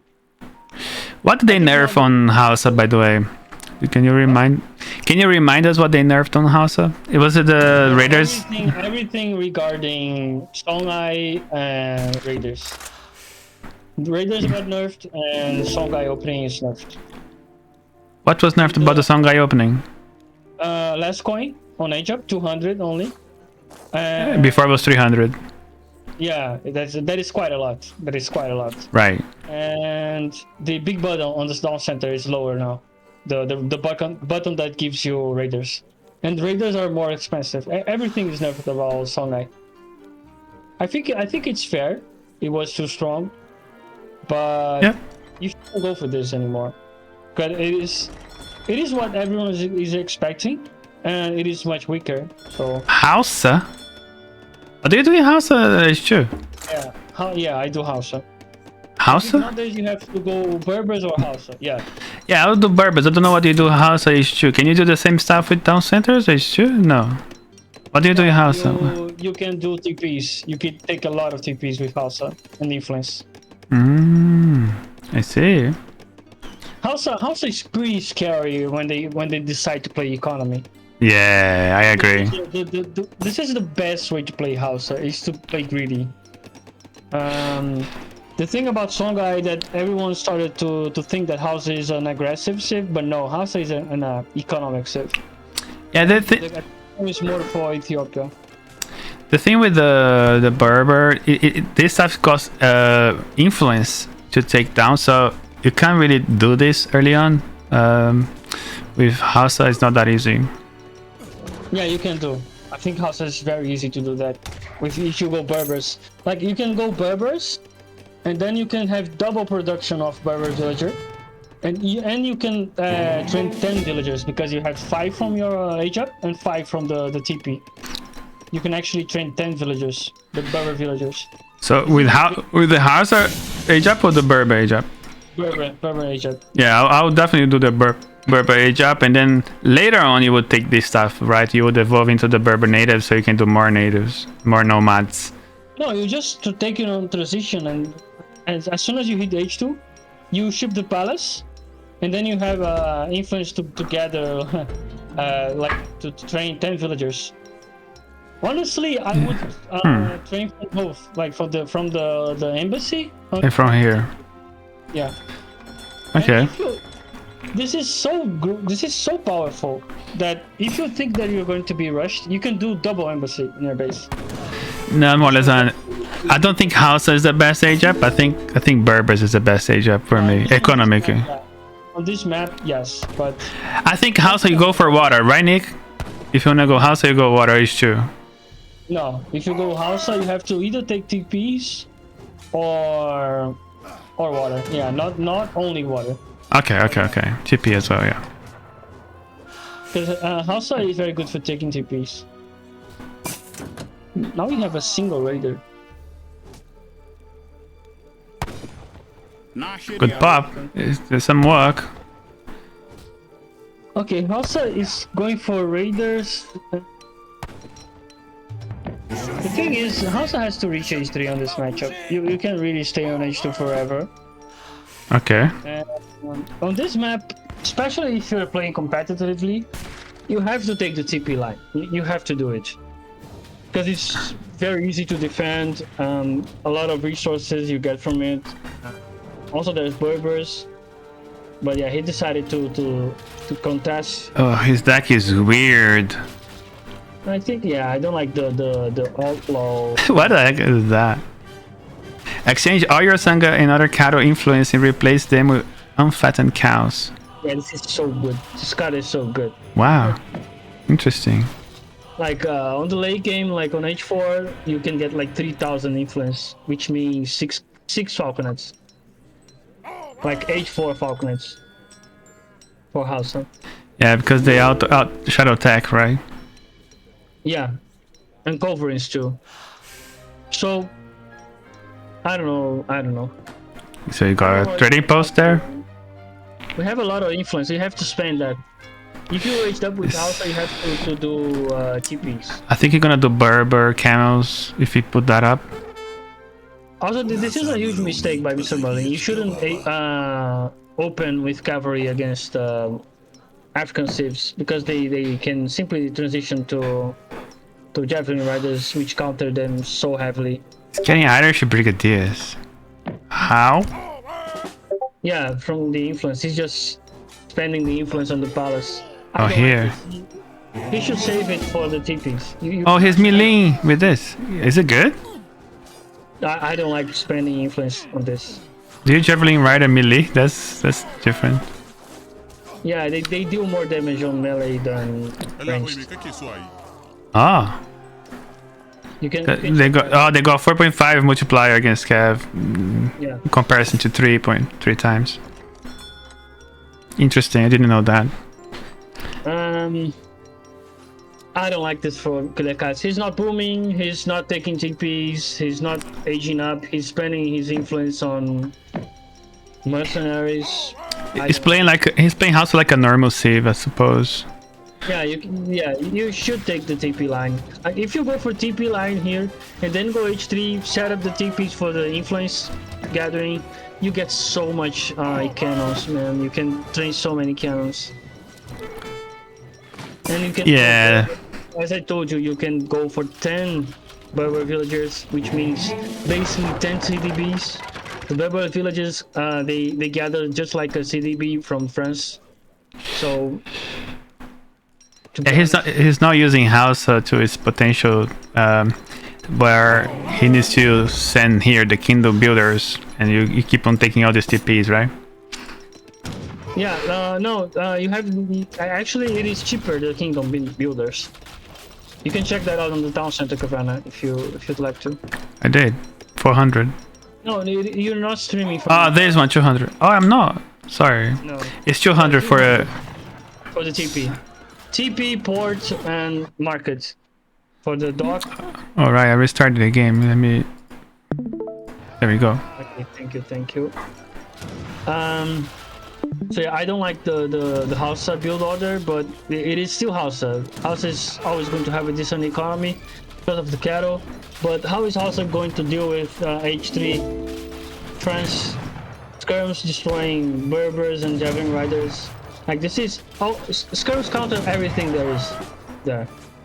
Right. They count musks, the javelin riders, the everything. Yeah, his Skirm Gun is good. Yeah, so France now basically wins the game from this point on. Because Killerkatze doesn't really have a build order, I think. No, he does not. And he can deal with the Skirm Gun plus Falk. Yeah, just ship 5 guns, train 5 more, and send 2 falcons, and then you kill Hausa. Yeah, that one. Good. Then 2 Falks just to finish it off everything. Yeah. Let us see Hausa's build, Caverna, please. Hausa, yeah, he's committing to H2. Yeah, he's training cannoneers. He's doing nomads. Yeah, the economy is going to be. He sent 700 influence. I don't think Killerkatze doesn't know house. I think he knows how to play Civ, but knowing the precise route to do on each map and matchup requires like way more experience on the Civ. Yeah, Exactly. this is like Merlin has to be very careful.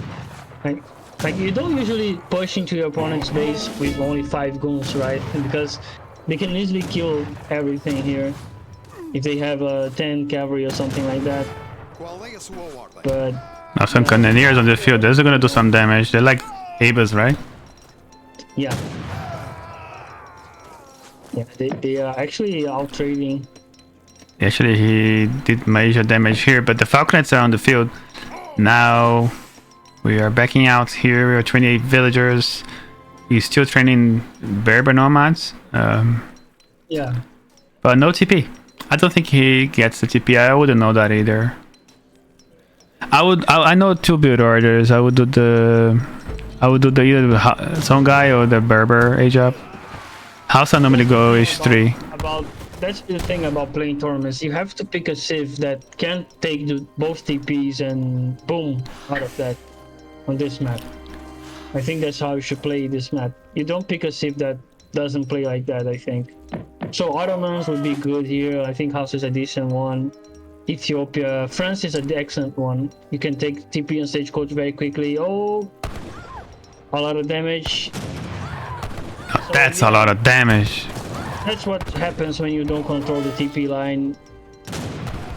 You have to control this the TP line not only for the resources that the TP gives you, but for the map control you have on this map.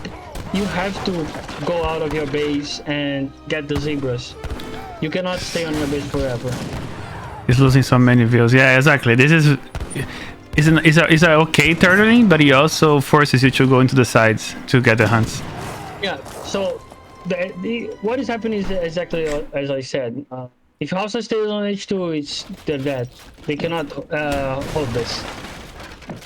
Skirmgoon, like Fulani musketeers, like spending influence on the musketeers, you have to spend that on the Berbers, villagers. Take the TP line, go to H2, Lifidis. Lifidi will be like excellent here. So, fortunately, I think this is going to be it for Killerkatze on this one. All someone has to do is play it. He's getting out micro here. Catch up the reinforcements. Forcing a ban. It's such a weak army from Killerkatze. Yeah, no, he's screwed. He's over gathering wood. He's decided to. He also had a lot of cattle. I think it's time to fucking sell the crap out of this and just buy food, whatever. It doesn't matter. He's not gonna be able to gather food enough. This is over. He's too late. Yeah. He had to do this like 3 minutes ago. Right. I think like strategy games like the RTS is much more about understanding the matchup and when to do certain things than microing. People pay too much attention on micro, but where does micro can help you here? The opponent simply has a superior army. I think micro helps you on like equal numbers, right? To engage better on fights. But now comes the curious here is it's even selling cows. The more you sell cows, the less you get from them. Doesn't really work selling everything and buying food at this point. So yeah, now we just a move and the goons are going to kill everything. She might take a Falk here. Yeah. Take Chubo. You're gonna take both of them. That's good. Now he needs to move out though somehow. He's gonna lose all of that though. Actually did some major damage there. But that's the thing, at what cost, right? What is the cost of this? Losing everything? He lost his market now. He's not getting extra experience. We are now producing. You're just producing. Oh, there we go. You're getting some raiders now. So he's focusing on the anti-cav, so he can focus with the raiders there. Okay, that's good. Also, you get the camera riders there. So no longer has the cuirassiers. But at what cost? Like, for instance, Asia ahead has more villagers, has the map. Yeah. That's what I was talking about. You have to deal with this on H3. You cannot do it on H2. GG's. You can kill the falconet, but you're going to lose your entire cap. Entire cap to kill that. That is over like here. Yeah, it's just a matter of Killerkatze realizing it. He's trying to kill the skirms. I don't think it's going to matter that much. Yeah, MrMerlin outplayed in here. Outplayed. Alright, Nick, you ready for this? Alright, I am, guys, so I'm gonna start it off. So, ladies and gentlemen, welcome to another caster series between MrMerlin and Killerkatze. We do have Killerkatze picking Inca as a counterplay of MrMerlin's France, since MrMerlin won the previous game. And we're just talking about how this game is like, it cannot really come from the front, from behind, so you have to flank on the sides. So it's gonna be a very interesting match. This map always tends to go into a fortress game, since the complexity of invading someone's base. I think it's really hard. It's much easier to defend. It just multiplies the defensive power. I think it's always the case that if you're defending, you have a little bit of advantage. You have town militia and that sort of thing. But I think it's a solid pick for MrMerlin. Like, France is a civilization that can play. Is a good civilization to be picking first, so it's really hard to counter pick that. And the crossbows, that is a bug at the moment with France, that they cannot ship 8 crossbows. But however, Dunamai provided a mod for us, so thanks for that, Dunamai, which allow us to actually ship those 8 crossbows in H2, which is, for France, I think for Malta is not that big of a deal, but for France for sure. So that card there is gonna work because we do have those mods installed, and that's it. What do you think about this matchup, Nick? I think Musk falconet timing is very good for France, but on this huge map, I don't know about it. This is a boom map, as you said. I agree with that, but yeah, I don't know what to expect, honestly. This map is so weird. It is so weird to play. Right, and this, we as Killerkatze here, we need a win here. If we lose this, Yeah. we lose the whole series, because we are on a 3-2 for MrMerlin. So in a 4-2 in a best of 7, in match point, yeah. There we go. So managed to run away. So let's see what he's up to on the side here. So that's his deck. We've seen that deck before. It's sort of the same, I guess. I don't know, he has something different here, where his jungle bowman and Chimuronas can go use stealth. Oh my god, I hate this card to my soul. I mean, I don't think it's stealth. Maybe it's spies only. I'm okay with spies. I don't think military infantry should have stealth. I think it's a counterintuitive RTS feature, because you're just gonna take your enemy by surprise, and you just win the game just because it taking them by surprise. And it's very hard to see. Like, let's say if your unit's here and you have a unit like here, you can see them. That's one thing.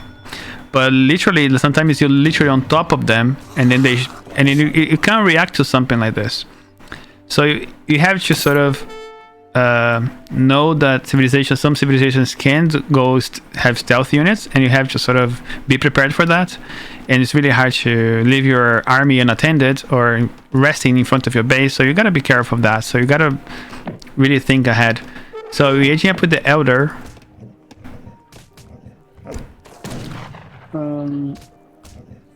So the last time he aged up and he sent 2 Travois, or maybe 600 wood. I don't know if he sent wood before, so I'm gonna keep an eye on that. Yeah, the Elder is the wood upgrade. It is the standard for Inca. Fair. And for France, we are aging up with the Quartermaster, getting that 400 wood.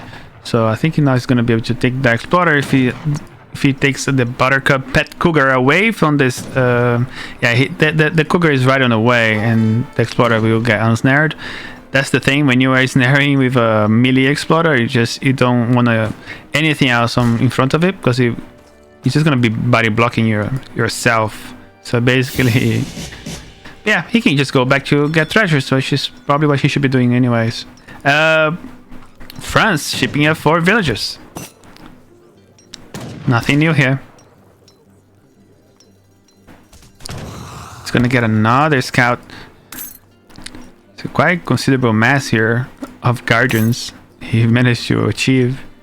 That's quite powerful very early on. None of this take pop, otherwise it'd be crazy. They do not. You can see these units, in their normal cost, she shows some their costs. But look at this. Oh, now it's gonna take some damage. Again, the Cougar is on the way. So Inca shipped the 2 Travois once again. I think he'd go for some Concha booming. I think he's very more solid because he doesn't have the water distraction this time. Also having the community plaza, he's gonna put that lemon in there, get that wood, sir. And he'd be able to get much more Conchas this time. A much strong early boom for Inca this time. So pretty good. Yeah, I just forgot to use that beautiful moon ceremony that generates wood over time. It's just not doing it because you don't put that lemon in there. So there we go. Got those war huts. So getting some plum spearmint just in case we do some hussar opening here for Merlin. But we have a defensive barracks here instead, and we are FFing here. So he's gonna go for some Falk Musk push. But he's not producing musks, which is concerning. So you got hunting dogs.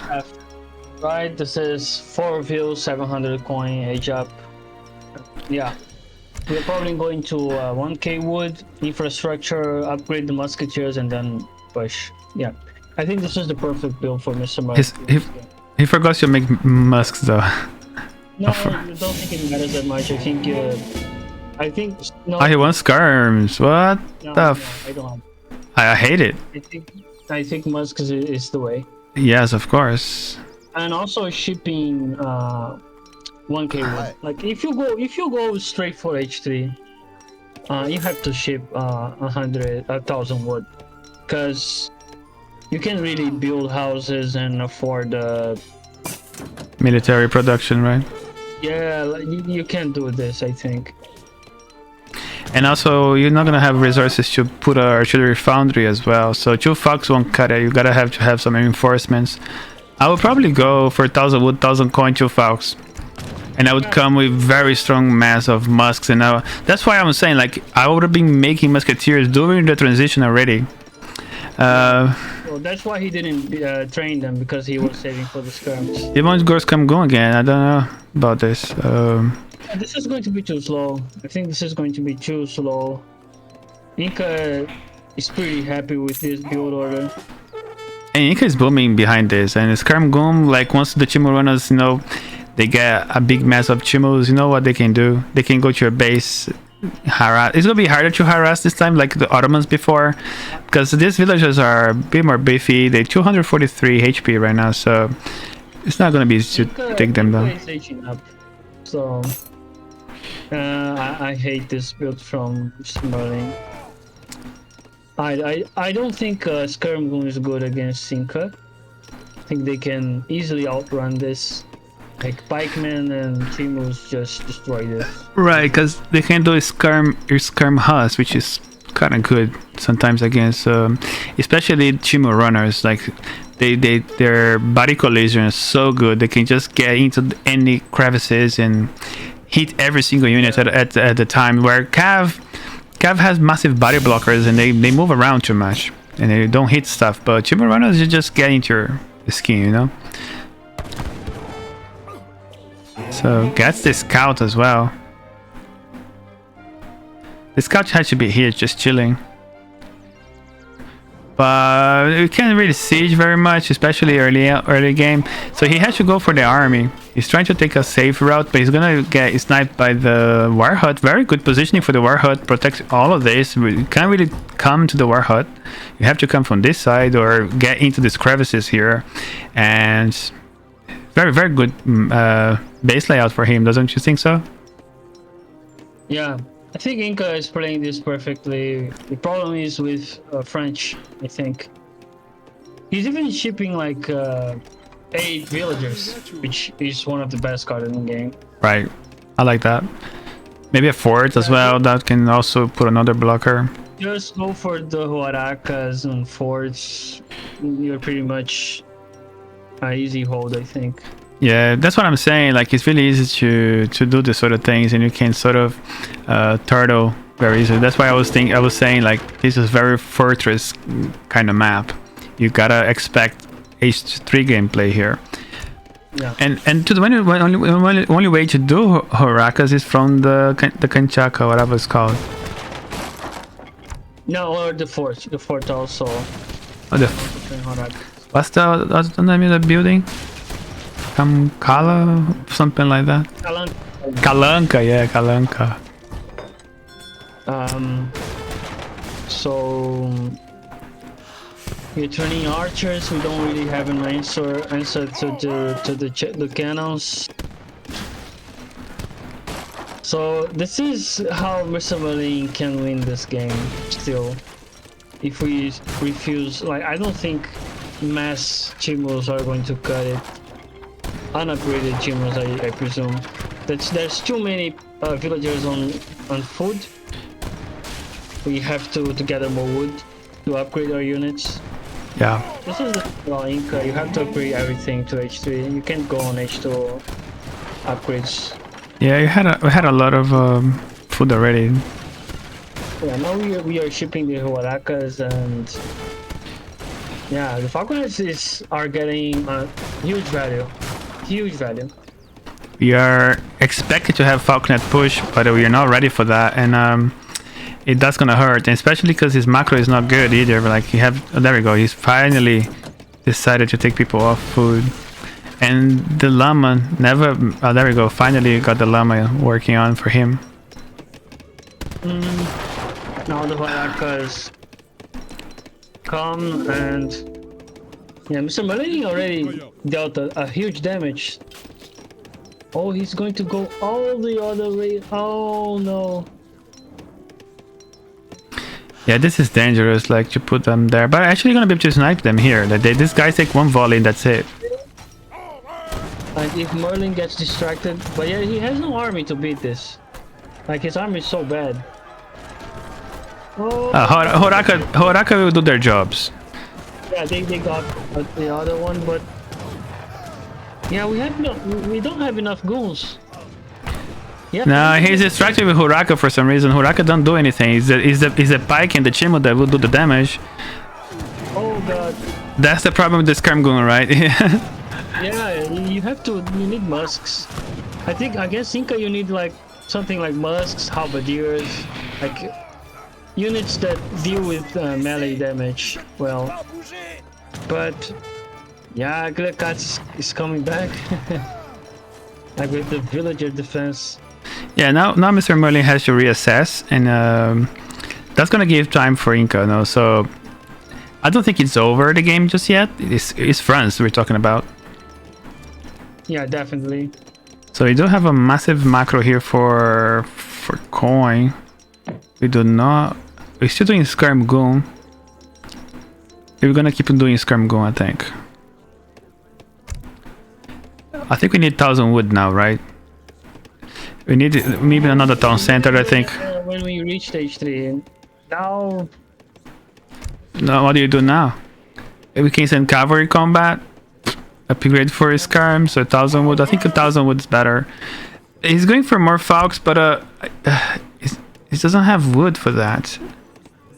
Inca is just ahead now. This is a bad composition against Inca, I think. You can Oh, go for, oh, that's hurt. That hurts, man. He's gonna have 3 town centers now. That's crazy. yeah, this is Inca for you. That's just how the shit works. If you get behind on the game, they just go. They just go too far ahead, and it gets out of control so soon, so easily.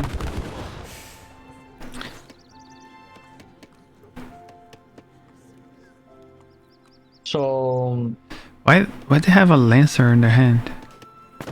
Is that sword? yeah, Nice.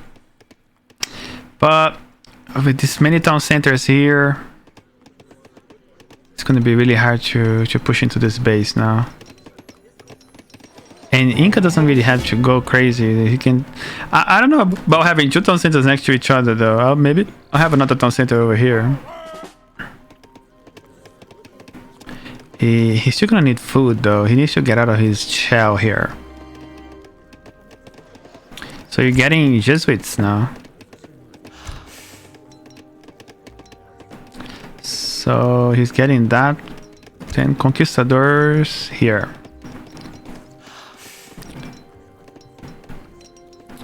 $750 coin. So he's over gathering food again.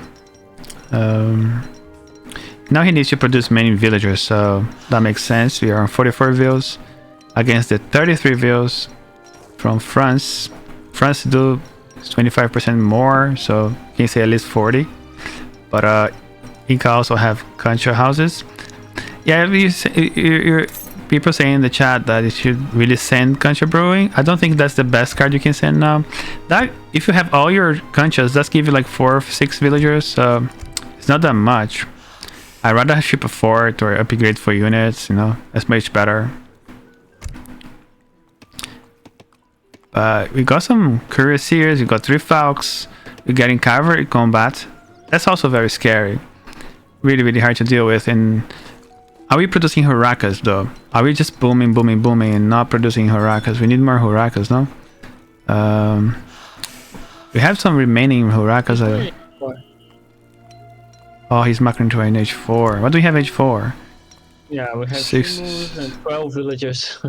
Revolution. But this is Rebellion. a push. Very scary, and I don't think he can handle this right now. Yeah, man, we have no anti-cav. Like 8 goals, like 7 goals isn't going to play.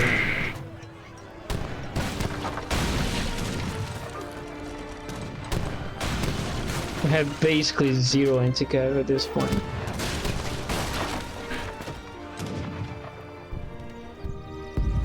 He's not even showing the goods.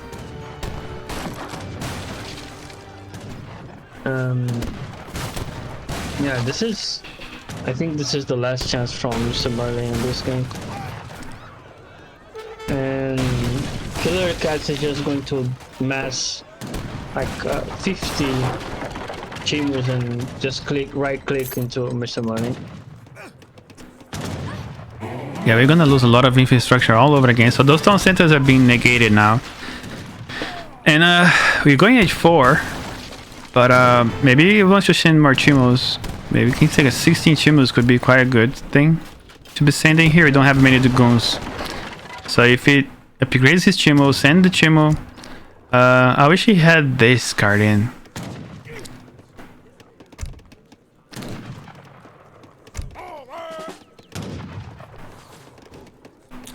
Yeah, I will send this now. Then I will send 16 Chimu. But now, well, let's see. The Chimu's coming in. MrMerlin is scaling, bro.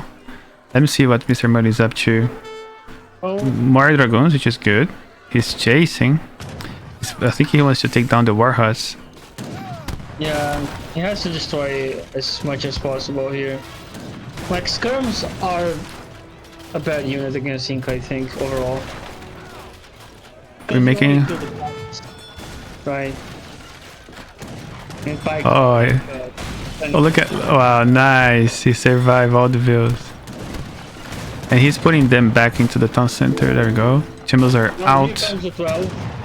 The 16 Chimus. Are those H4? I think. Oh, elite Chimo runners. Oh, the army is so spread out for France. No, okay, he's not upgrading, so he's giving opportunity to MrMerlin to win. Oh, watch the TP. TP must have so much damage now. These guys are elite Chimo runners, so they're H4. Oh, champion now, yeah. Champion. Champion, Yeah, he sorry. can basically right click this. I think he will do it. Yeah. The cannons are exposed. But he's draggy box this.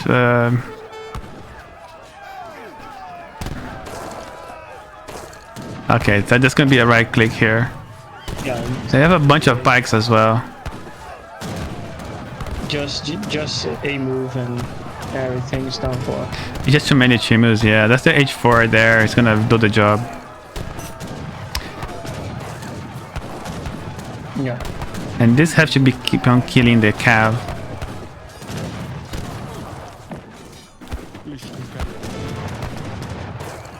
Oh no, this. Yeah. Oh, the priests are healing up on the back. Nice. Yeah, that's a cleanup. We should have 2 shipments. This will kill so many things. GG. GG's. Go. Hold on, let me just get this Red Bull sip.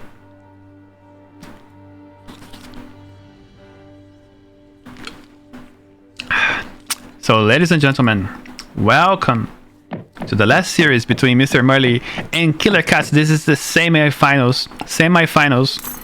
We have MrMerlin playing Sweden once again. So, at this point, they can repeat Civ, so he decided to repeat. That's a blind pick, by the way. So these guys have already chosen these civilizations beforehand. So since both won 3 times and lost 3 times, it would be very unfair to have any counter pickering system here. So we decided to go for some blind picks. Some might argue that this is not a fair statement, but that's what we decided to do. And we have Killerkatze here playing Mexico. We had the same matchup during the series where Killerkatze picks Mexico and did some salteadores with the insurgents. And he definitely lost the plot there. Gave a lot of space for Spain, for Sweden, sorry. And I wonder if he's gonna do something different here. So you do have to come up with something different, because otherwise the Wizards will take the win once again. It is MrMerlin's favorite civ. I don't know what Killerkatze main civ is. It is both civs. They're very underrated, but left to their own accord, they can do a lot of harm. There's a lot of different strategies you can come with Mexico, but Sweden economy can really scale on you as well. And then you have very strong musketeers with falconets and pushes and leather cannons. So it's anybody's game here. I mean, civilization wise, I think both civilizations have great chances of winning. You can do Baja California, you can go Central America, Falconet as well. You can play a little bit of H2, put some pressure, take some torps with the insurgents, and then revolt into something. And let's see a Mexican deck, please, Cabana. So, deck? Okay, so he's not going for double Hacienda. He's going for the Cathedral. I like that better. Yeah, this is way better, right? We were talking about the Hacienda boom that doesn't really work. I think Cathedral is a must for Mexico. So yeah, let's see. I don't even send this, to be honest. I save it. I prefer 4 views, 5 views. I like that better. It is good because it costs 200 wood, 200 coin to ship it, to actually build this on your own. But the church also gives a lot of nice stacks there for free. So it's not a normal mosque, so it's way more expensive. So it's very reasonable to have that card in, because it's just like the American one. I sort of put them on the same level. The American General Assembly. Yeah.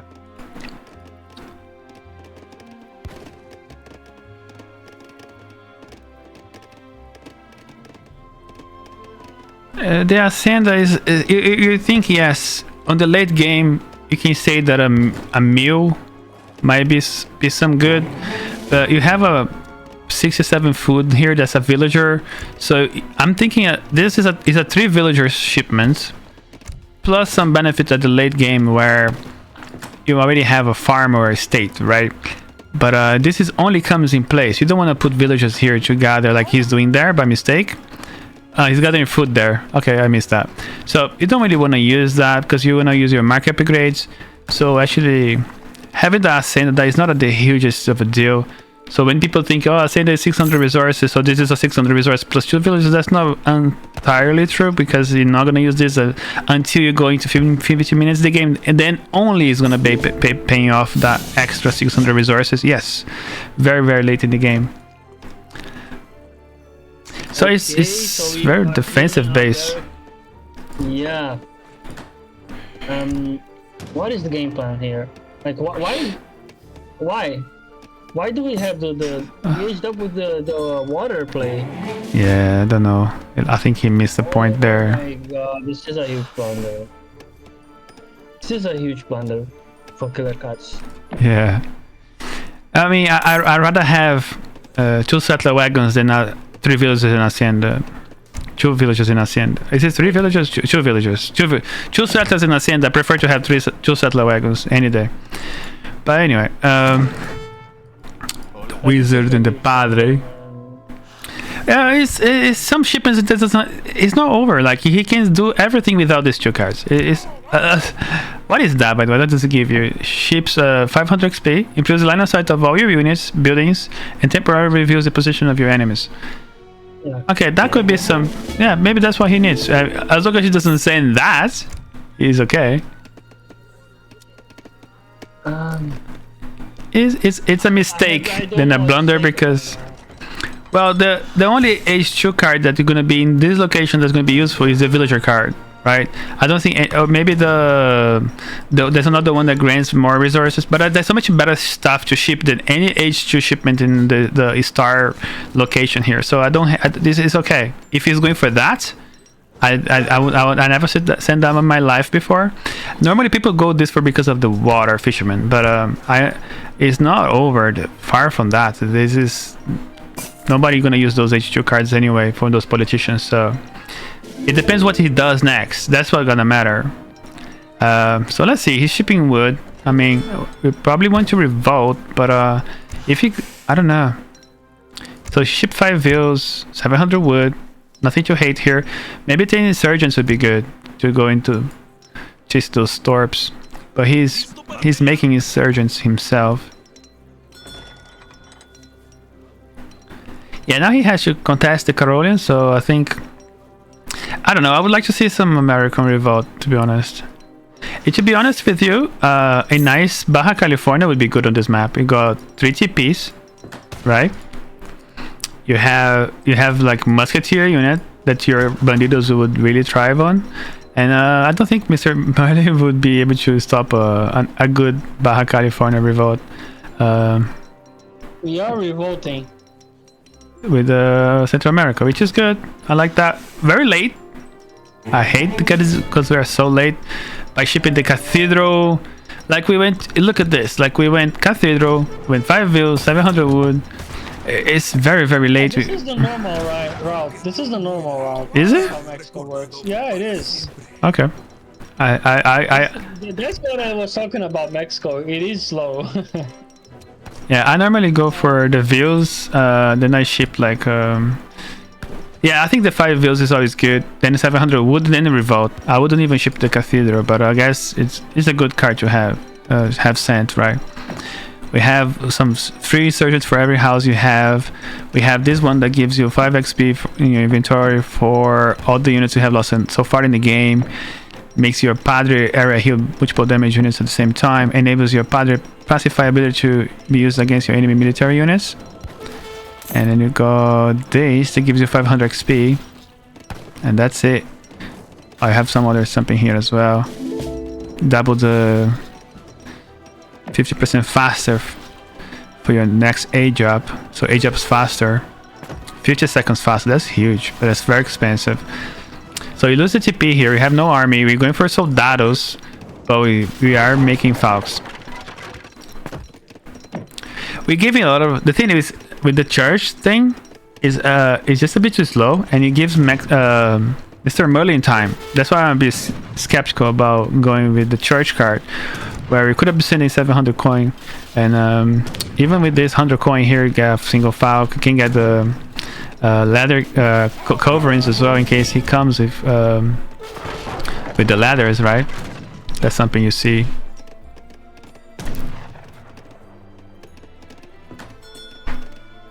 Okay, got a single Falcon on the field.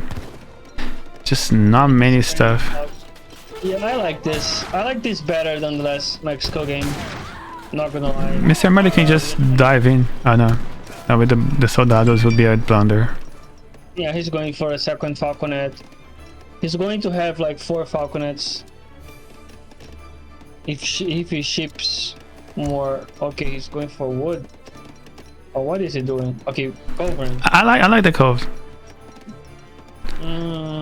We have no wood. The only problem with I think not now. The coves is good, but not right now. But if you want to leave your base, then the coverings is a must. No, But 2 coverings for 100 wood is just a great shipment. yeah, Just a fact.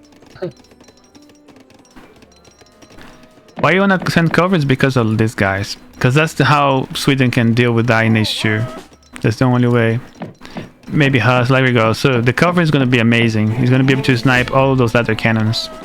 And good composition for MrMerlin, like the Hussars being added. That gonna help a little bit. It is a big mass of these guys. He's sending that upgrade for the Carolians. I would rather send that, or even that. I would honestly at this point I would send blueberries. It's safer to set a let him push. You don't have to push Sweden in this game. You have 150 pop. You keep on making some ladders, and then you focus on your aging up. So sending that, you're gonna get all the food in the world that you need to age up. I don't think you can age at this point. You have to respect Mexico here. Yeah, but you don't have to push either. Let's see this. This is like 3 Let's watch the micro. There are a lot of soldados. Yeah. So yeah, this is how Mexico should play this matchup, I think. But the thing is, once Merlin realizes that Hussars are going to be great against that, I think he can actually outrun this Mexican army. So let's He doesn't have many units to defend though, but he has a big mass of Fox.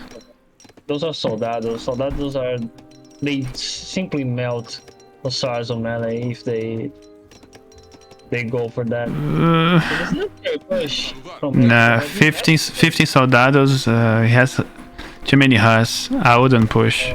It's bad. It's a bad push for him. Yeah, he can handle with the infantry, but he can't handle the cav. Not with this many. The problem, Kavana. Mexico can't really train much more than this. This is the boiling point for Mexico. He has to push because that's just how the strategy works. Oh, he has. I agree. That's what I was talking about. Mexico isn't really a great suit nowadays because of this. This is what Mexico has to offer, right? He has to push because if he doesn't push and allows Sweden to mass, he's simply going to lose the game because Sweden is going to go H3 and then Coverings and then GG. But yeah, now he's getting some value from his units. No, you don't want to lose soldados like that. Yeah, you're going to destroy some torps. A lot of hussars on the south side. Trying to yeah, but this is where it gets scary. Like, this is the point where you don't hold this on H2. He's simply going to destroy all of the Carolians. Watch the micro, I should. Oh no! Merlin, soldados! That's Oh my god. Oh gosh. I think Mexico wins. This is too much. His Falconets are choosing the cav though. He doesn't. He can't. He's not microing correctly. Oh, yeah. The coverings didn't take that. The Falconets didn't. He didn't macro this well. This fight. This is Soldados against Carolians. Exactly. This is a fight you want to take. Why is he going back? I think he. Waiting for more Falconets. Yeah, he is. He has 2 shipments now. No. Send this. Oh, that's a good. The thing is, he needed more soldados. That's what I'm saying. Like, a little bit more I soldados. think he had enough. I think it was the micro. Like the Macro was bad as well. Yeah. Yeah, well, he wasn't focusing the Carolians. But yeah, now this was so close. Good effort by Killerkatze. Good effort. But I think this might be over because he ran out of steam. He can't really do much. Yeah, he didn't use his coverings very well to kill. He could have taken with the single shot from the coverings if they had just macro this correctly. The Falconet is not being using that very well. I like the insurgents protecting the mines, but he's still on 120, 200 pop here.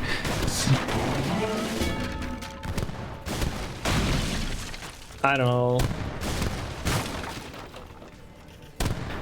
Yeah, it was a bad micro for Killerkatze here. We just need a little bit more APM there. It was way too many Falconets. You just need 4 Falconets. It would be amazing. With just 2 coverings and then just do a bunch of Soldados. Ship that card for the Soldados. Just beforehand, you would have like a... Oh, that's Settler. Sorry, that one here. I always hit that one. It's pretty good. Keep some petards as well. Can send out your torps. Yeah, he needs to use the insurgents now. And now he's chasing now, and that's the time that MrMerlin needed to age up. As soon as that card comes in, this is kind of over for him. Look at this mess. This is gonna become upgraded. You're gonna have all the sort of. This is over because of that. He's chasing. He's pretty much doing what MrMerlin did the last time, where he came back to defend his base, but he's sort of like in a pickle. He has to deal with this cav. Let's see if he's making more Falks. Yeah, we should push now, but MrMerlin must be aging now. Halfway through with the Exile Prince.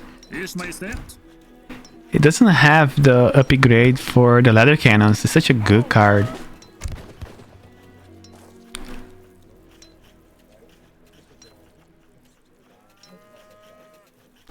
Oh yeah, you have the upgrade for Soldados here. Yeah, you have.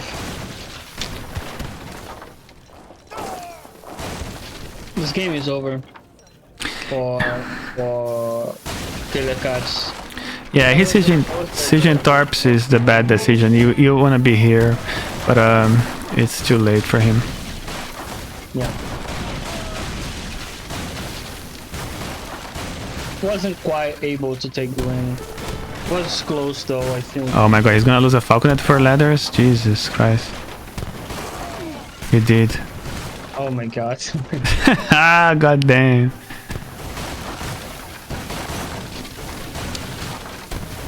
Yeah, sieging the Torps is not great, but we got a flag here, upgrading those units. We're sending towers for some reason.